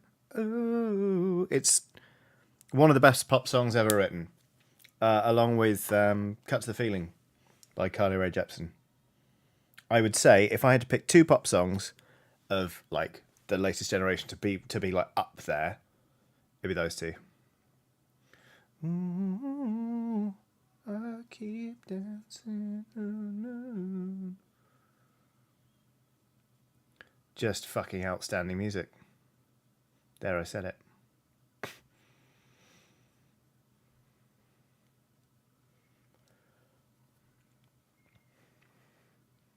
Will says, and Callum Scott's version of it can fuck off. Yes. Fucking. You know what? It should cost £1 million to put out a breathy guitar, slow male acoustic cover of a female's pop song. What was the fucking guy who covered an entire Taylor Swift album? And then the press were like, it brings new poignancy to these songs that not even Swift could bring. It's like, fuck off. Should cost £1 million per song. £1 million. Will says, oh, you made it sad, did you? Prick. Fuck you. Well done. That is the subtext of the song. How apt. It was Ryan Adams. Thank you, Will. Yep. Fucking. Ginger Pickle McPickle says, cheers, Johnny. Back from honeymoon to catch a stream. Beer o'clock. Well, hey. Congratulations on the getting married and going on a honeymoon thing. Cheers. Cheers. Nathan says, Ryan Adams, absolute cast iron bellend. Correct. Oh, I made it sad. Fucking arsehole. Hugh says, sad asthmatic guitar player sounds. Not you, Hugh. You're fine. £1 million it should have cost him per track.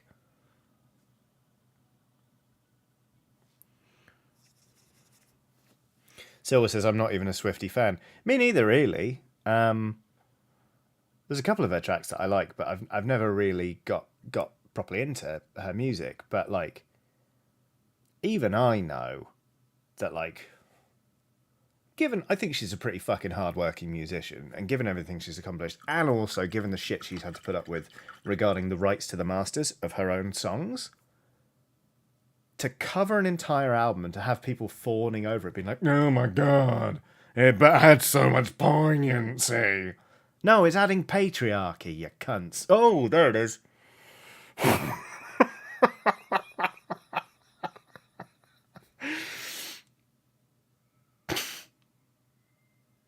I think that's only like the second or third C-bomb I've dropped on this channel.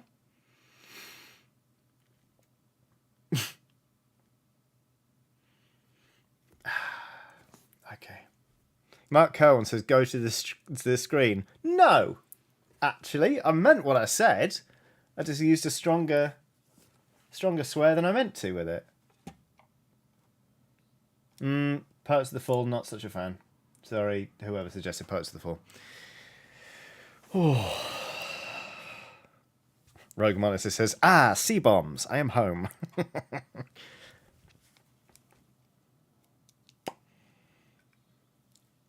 Smug Borgin says, just came back to the C-bomb, what have you done to them LSPs?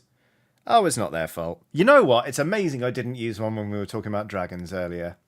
Nathan's done a super chat saying, here's a tip for the C-bomb. Thanks. Oh gosh. The last PAX I went to, I was out having a beer with a few of our international colleagues, and I dropped 3 C-bombs in the space of about 45 seconds, and then I actually got a nudge from Wheels. He was like, Johnny. I was like, oh, yeah, it's a lot worse this side of the pond, isn't it? People don't tend to say it very often. Whoops. Levi Coffee has said super chat for the C-bomb. Lovely. Thanks for the chortle. Smug Borgin says all in caps. I missed dragon chat. You did. Are you a dragon? If you like dragons, maybe give it a miss. Chiffle Spider has done a super chat saying additional appropriate C-bomb money. Don't. You know what happened to Pavlov's dogs?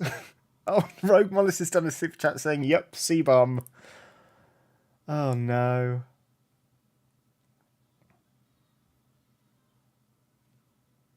Normandy sound different to how I thought. Almost getting Don Broco vibes from this.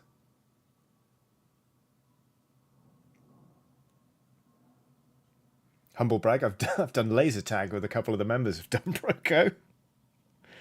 They're very good friends with one of my best friends, and they were at his stag do years ago.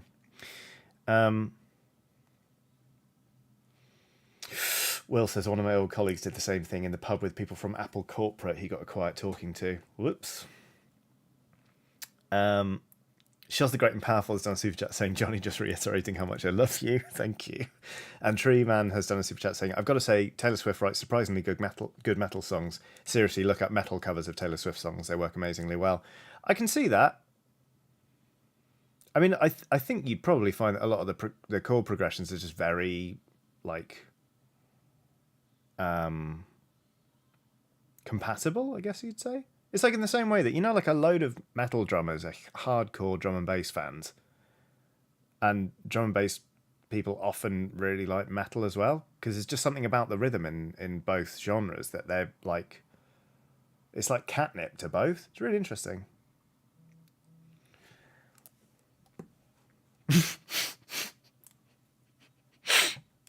Will has compared laser tag with Don Broco to youth hosteling with Chris Eubanks. Fair.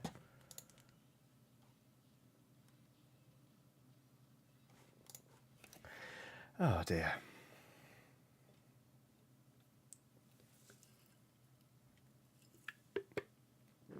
Anyway, Chaucer used that word. And Chaucer was actually Chaucer. You know what, the Canterbury Tales are wank. Chaucer wrote some good stuff. The Canterbury Tales is not good.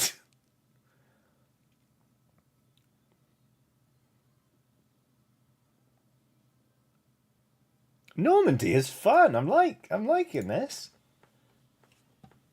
It's definitely better than Babylon by David Gray.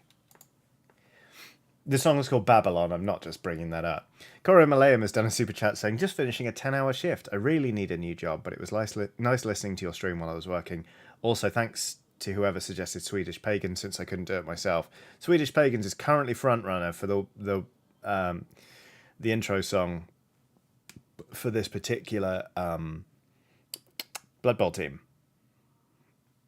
So yeah, again, thanks to the person who said that. Hugh says, A Knight's Tale really made Chaucer seem cooler than he probably was. I don't know, I mean, the Canterbury Tales are full of smut. They're also just fucking hard work. It was a mistake that I did a unit in Chaucer's Canterbury Tales. I was studying, by the end of my degree, I was studying exclusively medieval literature, with the exception of the one unit I did in James Joyce's Ulysses, which was a mistake. I did not apply myself. But I was doing predominantly Old English, with a fair bit of Middle English in there, but that was all stuff that actually tied in really nicely with the other medieval stuff I was doing. And then I did this unit on Chaucer's Canterbury Tales, and I just regretted it. I did it because I felt like I ought to. Because, like, no, you've got to do Chaucer's Canterbury Tales. No, you don't have to do Chaucer's Canterbury Tales. You know? Oh. You just don't. You just don't. You don't have to do a unit in Chaucer's Canterbury Tales. I did an entire unit on Spencer's the Fairy Queen, and that was great fun. But there we go. Lucy says, so is the Decameron. Oh, Boccaccio's Decameron is one I did not read enough of either. I did not apply myself to the study of that, but I think it was only a few weeks, to be honest. Treeman says, I love a good acoustic cover. The key word there being good. Yes, indeed. Oofed. Right, anyway, where were we? We need some Eshin Grey. You can tell we're in the last hour of the stream because suddenly I've turned into a weird sort of pointy Victorian scientist.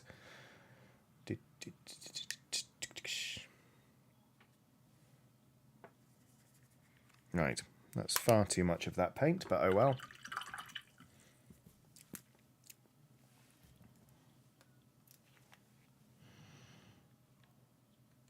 Oops, that's too much of that paint. Great. What a wasteful day we're having.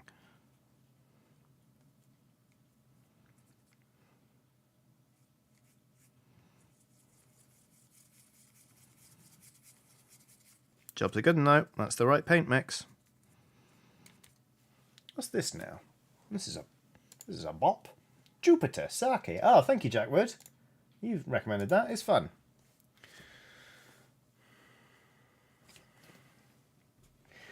Charlie T has done a super chat saying, Catcher in the Rye and Canterbury Tales were the worst part of my English A-level. Oh, Canterbury Tales at A-level. I'm so sorry, Charlie. Both truly are wank. Good to hear someone else say it for once. My English A-level was Shakespeare, but also loads of Irish literature, which was fucking great. I really, really enjoyed it. Though as part of some coursework, I did do some close reading of some Morrissey lyrics. Wouldn't catch me doing that these days.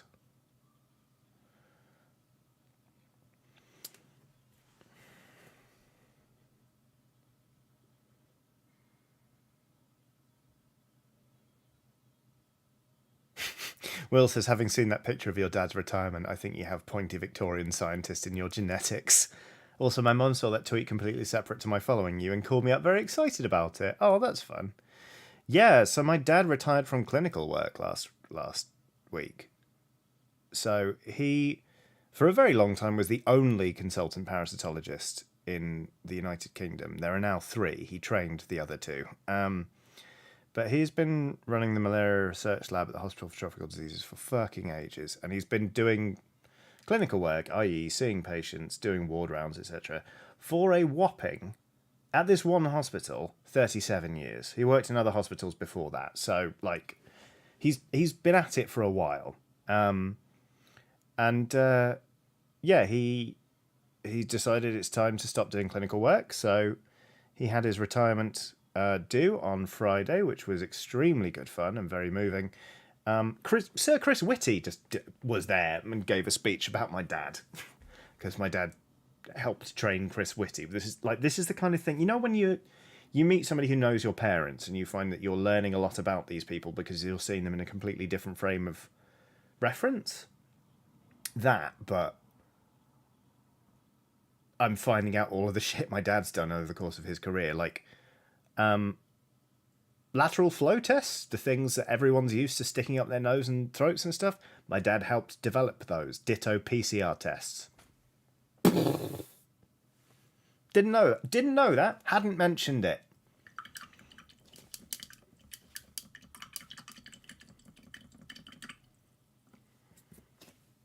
So there that goes.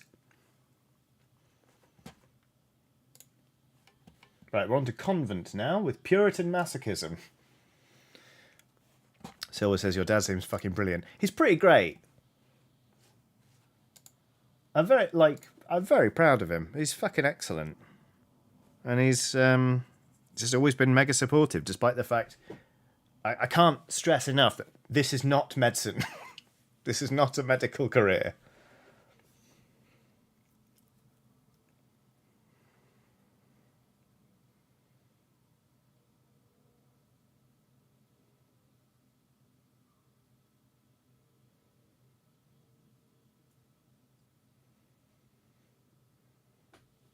Oh, I'm enjoying this song. I'm enjoying this one. Puritan masochism. That's fun. I'm gonna like that on Spotify. It's not quite what I'm looking for the old team though.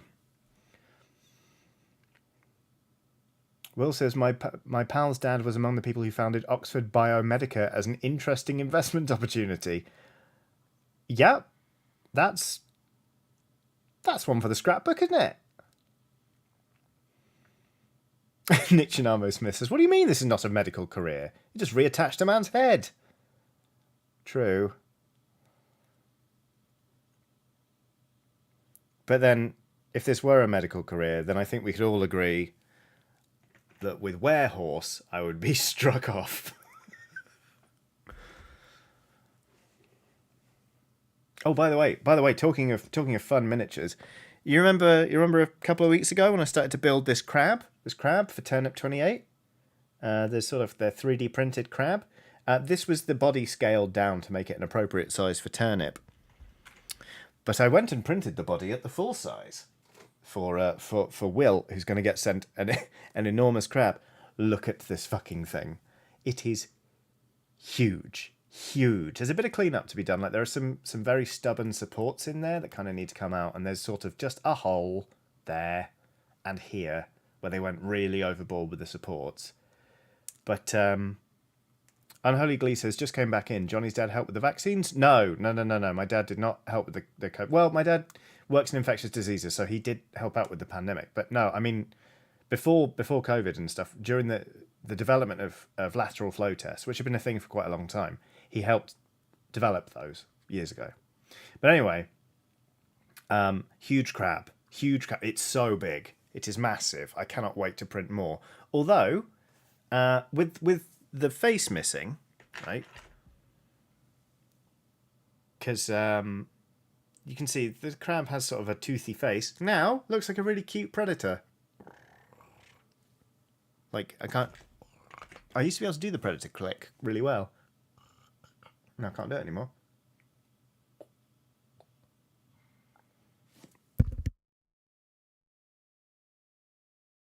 No, I used to be able to click just like the predator, and now I can't do it. But anyway, there we go. As Mark Cohen quite rightly says, ooh-woo!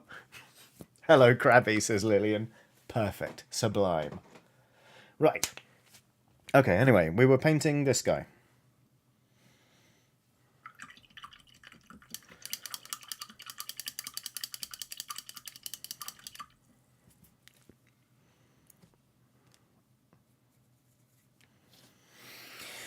Have we done all the fur trim? Yes, pretty much. That's good. Almost time to get the metal on there. Metal. And then we'll layer up the skin some more. Oh, we need to do the wraps around the arms and legs. Okay, we've got a fair bit to do before we can shade this one. But we'll at least be able to shade it, I reckon, before the end of the stream.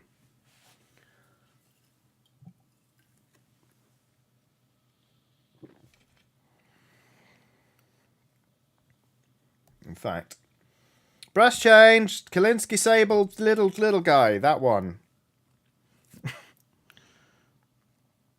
I'm going to start blocking in these wraps. Oh. There it is.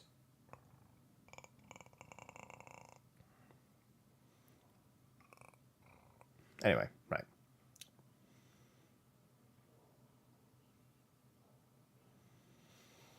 I haven't watched Predator in years, but I watched the Bob's Burgers episode with the Predator in it, and it was fucking brilliant. But it's made me want to really made me want to watch Predator again.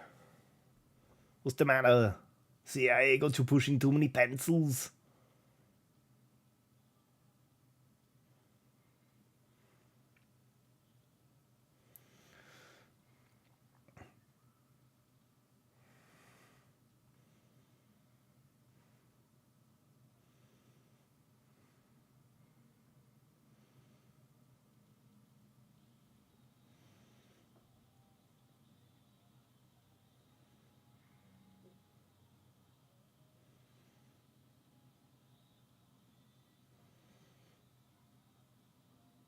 What's this song? This is nice.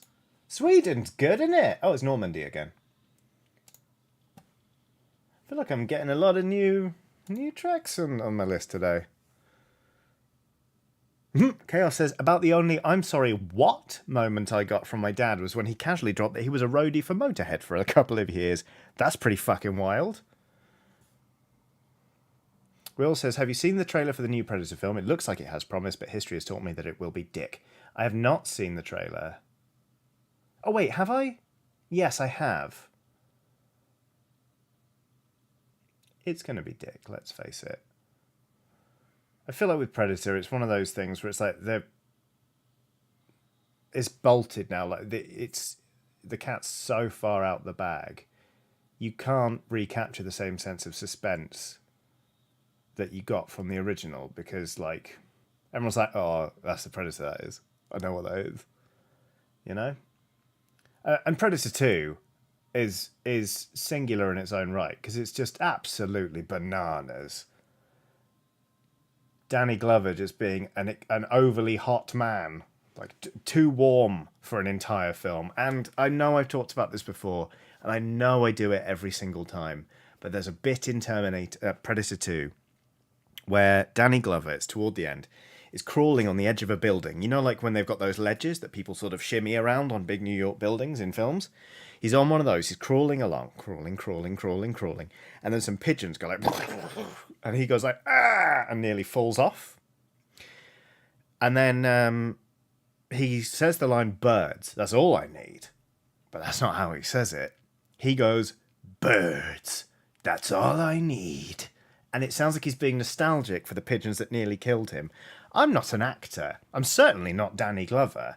But even I know that's not how you read that line. And they kept it in. They went, yep, great, on to the next scene. Fucking amazing. I love it. It's great. Will says, Predator is a great example of diminishing returns. They need to make a film where you support the Predator in doing all the killing. World War II Predator just fucking up Nazis for 90 minutes. I would love that. That would be brilliant. And you're right. You want to be cheering for it. Because also, like, all right, you know what? Alien vs. Predator, the first one, actually pretty good. It's actually pretty decent. Like, it's just a good popcorn intravenous telly kind of movie. You're just like, just watch an action film. But even with that one, like, you're kind of cheering for the Predator, but also like the Xenomorphs are so beloved. Like, it's such an interesting franchise that you're also a bit like, come on, mate. It's like watching a boxing match where you don't really know who any of the... Well, no, not where... Is where you know both of them, but you're not actually that fussed about who wins. It just kind of feels a bit odd, where you're just like...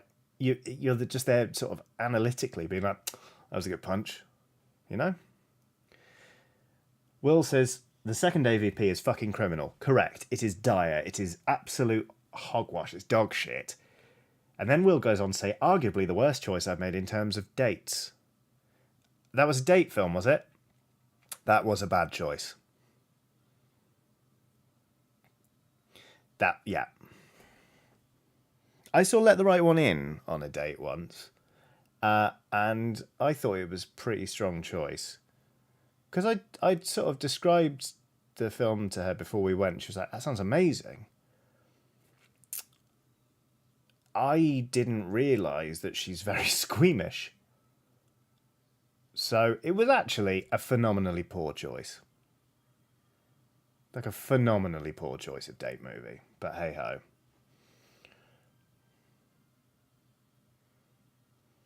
Funnily enough, that didn't go anywhere. Although, you know what? Actually, in the defence of Let the Right One In, we also went and saw Romeo and Juliet at the Globe Theatre. Literally saw Romeo and Juliet at the Globe together. And we got to the tube, and I sort of like... We had a hug, and then I sort of like, as we stopped hugging, I sort of kept my face close to hers as if to say, perhaps you would like a kiss. And she sort of went, okay, turned around and went home. and that was fine. And then eventually we had a chat where she said, I'm attracted to you, but I think that it would be a terrible idea. So we didn't get together, funnily enough. I think she tried to couch it in terms of like, I'm not looking for a relationship right now. But the vibes were definitely like, it would be a fucking shit idea. Cheerful Spider says, famously good romance story, Romeo and Juliet. Well, yes, but still. You know what? The great thing about them is they're like, this is a bad idea, but let's do it anyway.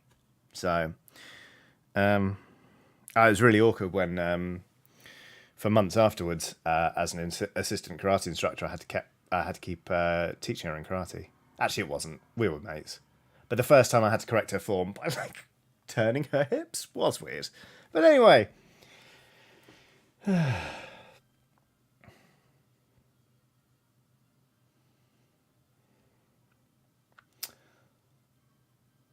I haven't talked to anyone about that in 10 years or more.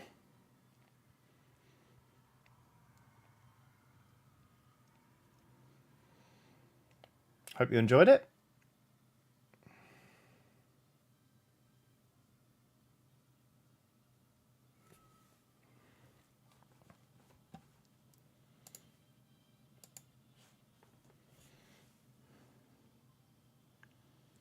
Counterpoint, though. First date my wife and I sort of had. I made dinner, we watched a film, we watched Lady Vengeance. Now we're married. So, really goes to show, cinema's fucking wild.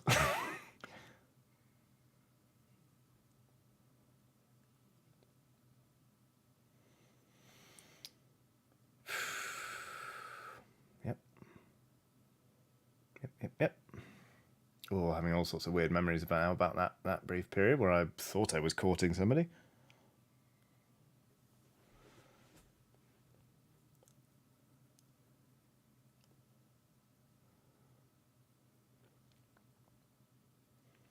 Visible Wizard says, I find rock, paper, scissors dates go down a treat. What does this mean? Visible Wizard, explain.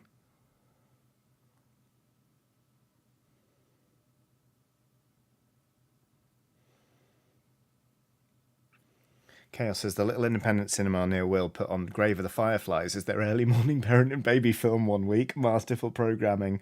Incredible. When I was at uni, went to uni at King's College London, which is on, well, the humanities campus is on the Strand. So like 15 minutes walk from Trafalgar Square. Also very close to Covent Garden. Also very close to Leicester Square, which is where all the films are. Anyway, the Prince Charles Cinema is a very good and very cheap cinema, which back in those days, in the back rows, used to have double seats. So if you imagine just taking out the armrest between two seats and then extending the backrest and the seat, it was from when that place was a porno theatre. But they were great seats because if you were by yourself, you could stretch out and it was lovely. If you were on a date, it was a nice little cozy snug place. They've replaced those seats, but it was time for them to go. Anyway, around Christmas, they do sing along a Muppets Christmas Carol. It is incredible. They're very lax about you smuggling in your own booze. So if you want to get hammered while watching that film, you can, believe me.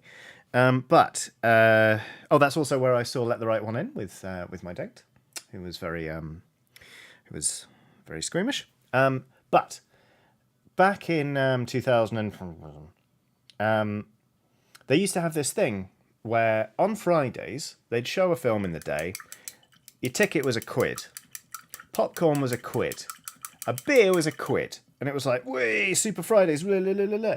And then they announced they were gonna stop it.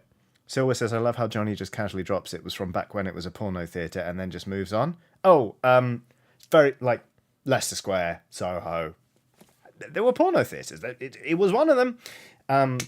But anyway, they announced that they were going to stop doing these Fridays where it was like ticket £1, popcorn £1, a beer is £1. So my friend Tom and I, who I'm still very good friends with, we were reminiscing about this the other day. We used to finish we finished lectures early on a Friday, so we used to just go to the student union and have a couple of pints, and we every week we go to the student union, have a few pints, go get Subway, go get the sub of the day, which hilariously was tuna mayo back in those days, and then we go eat it in Trafalgar Square. It was just a thing we did on Fridays in our first year of university. But we were like, oh my god, it's the last Prince Charles Cinema, pound a ticket thing. We've got to go. We have to go. We have to go. So we finished lectures. We had a few pints. We were a little bit day drunk. We were a bit pissed. And then we were like, Prince Charles Cinema. We went there. We paid £1. We got our popcorn. We got our beers. We sat down. Here we go. The Wind That Shakes the Barley.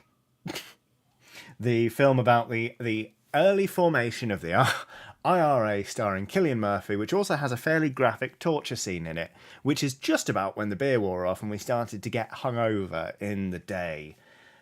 We just sat there being like, this is brilliant. We paid £3 for this. Okay. And then they were just like fingernails. It was wild. And that's the story of... Mark Cohen says, delightful romp that. Yeah, it was lovely. Really feel... that. Fuck, they were called Feel Good Fridays as well. That was our Feel Good Friday treat. Hope you enjoyed that one, everybody, because it was fucking weird for us. Anyway... need to keep painting, really, ideally. Let's get some bronze down. Bronze.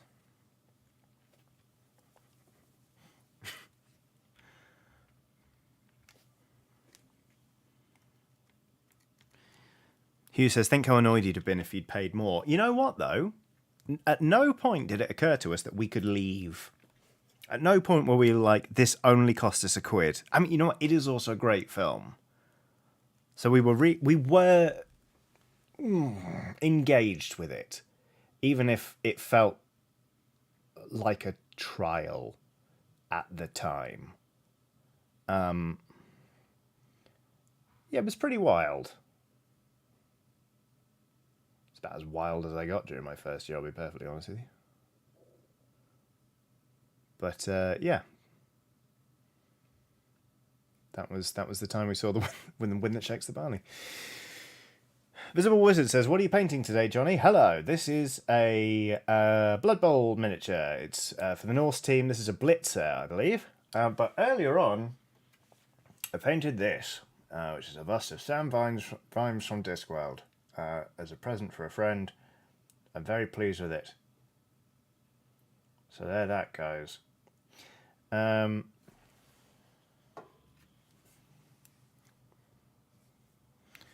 History with Character says, I had a date take me to see Breaking Dawn because that's the kind of movie girls like. So, wow, History with Character. I'm assuming there wasn't a second date. Visible Wizard has done a super chat saying, just small thanks for being an excellent human. Thank you, that is very kind.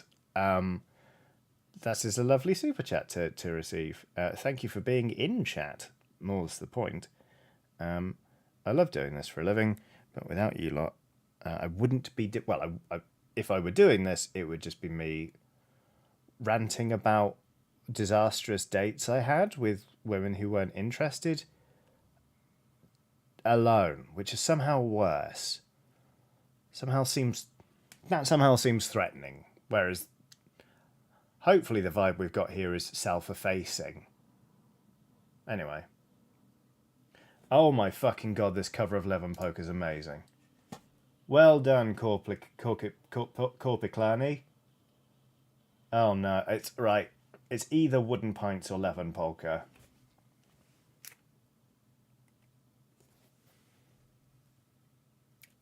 There are no harmonies in this though, so far. Which is what I want from Levin Polka.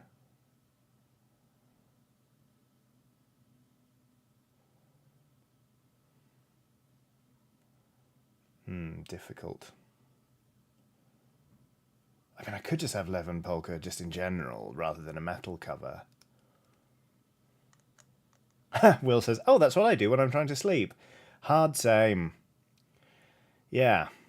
I love... this is my favourite song, actually, is You Can't Sleep, so here's everything bad you've ever done. It's great fun.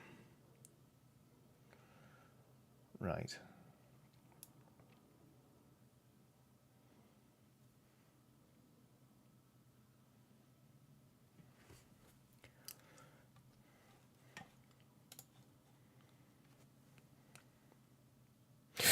History with Character says, first, oh wait, no, it wasn't Breaking Dawn, it was New Moon. And then, unfortunately, he was my prom date a few months later. Well, good on you for giving him a chance to prove that he was an okay human being. Dear, oh dear.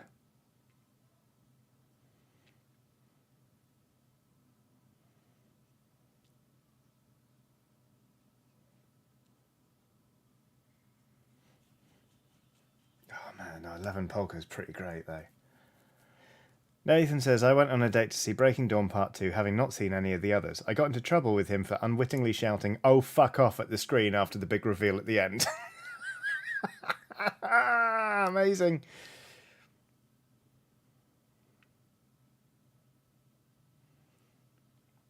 Nomad 0036 asks, what miniature do you own or have seen that surprised you to have been made that most infringed on another IP?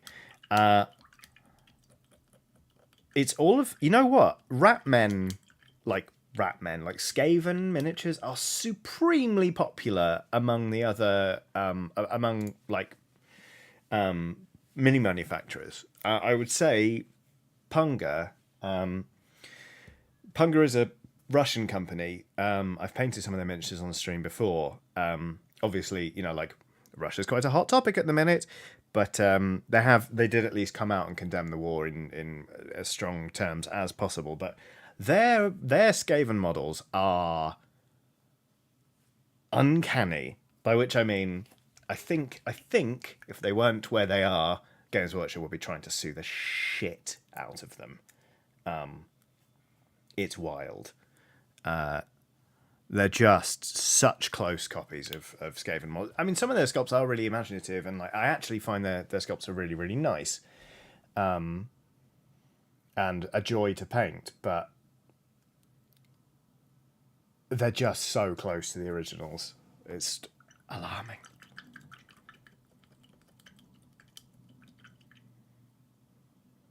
Anonymous says the Legally Distinct Witch Sisters. Okay, they were pretty good as well.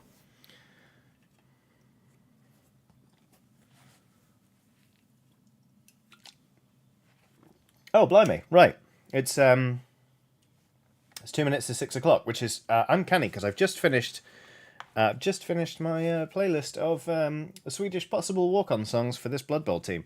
So anyway, that's as far as I got with this Blitzer. I'm probably going to finish that up this evening. Why not? But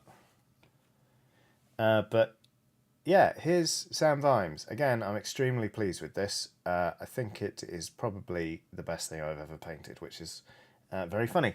So yeah, thank you all so much for watching. This has gone by in an absolute heartbeat. It's not 6 o'clock, it's 8 o'clock. Sorry, 8 o'clock. 2 hours later than 6 o'clock. We blasted past 6 o'clock. This stream has gone by extremely quickly, as evidenced by the fact that I think it's 2 hours earlier than it actually is. Thank you so very much for tuning into this one. It's been great fun. I do have a Patreon. There's a link in the description of this video. Also, there are links in the chat. Thank you to Will and Emma. Just in general, actually, they're great fucking mods. But yeah, thank you all so much for watching. You've been absolutely lovely. Do not forget, actually, Nathan says, don't forget to respond to the hand meet schedule, please. Yes, I'm going to have a look at that right now.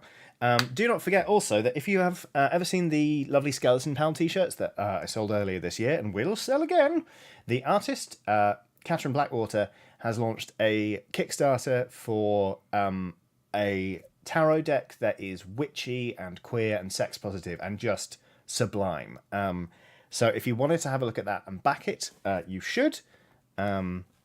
Hopefully there'll be... Here we go. Will's just banged a link into the chat. It's, I believe, like 80% funded now. So like I think it's pretty much fucking nailed on that it's going to be successful. So if you want a part of it and you want to kick it like right into the stratosphere in terms of it doing extremely well, that would be great. Do have a look because honestly the art is wonderful. So, as Will says, it's cool and nice and you should back it because it will make a nice person happy. Catherine is extremely cool. So yeah, do have a look at that. But that's about it from me. I'll be back on Saturday with new episodes of Press Any Chiodini as per usual. There's also an RPG dropping in everyone's inbox. Well, certain patron tiers of Adventurer tier, you'll be getting an RPG by the end of the week. Because my God, it's already the end of June. Isn't that absolutely terrifying? So yeah, there we go. That's a very long outro. But it's at an end now. So thank you again for watching. Have a lovely rest of your day, however much is left, and I'll catch you soon. Goodbye.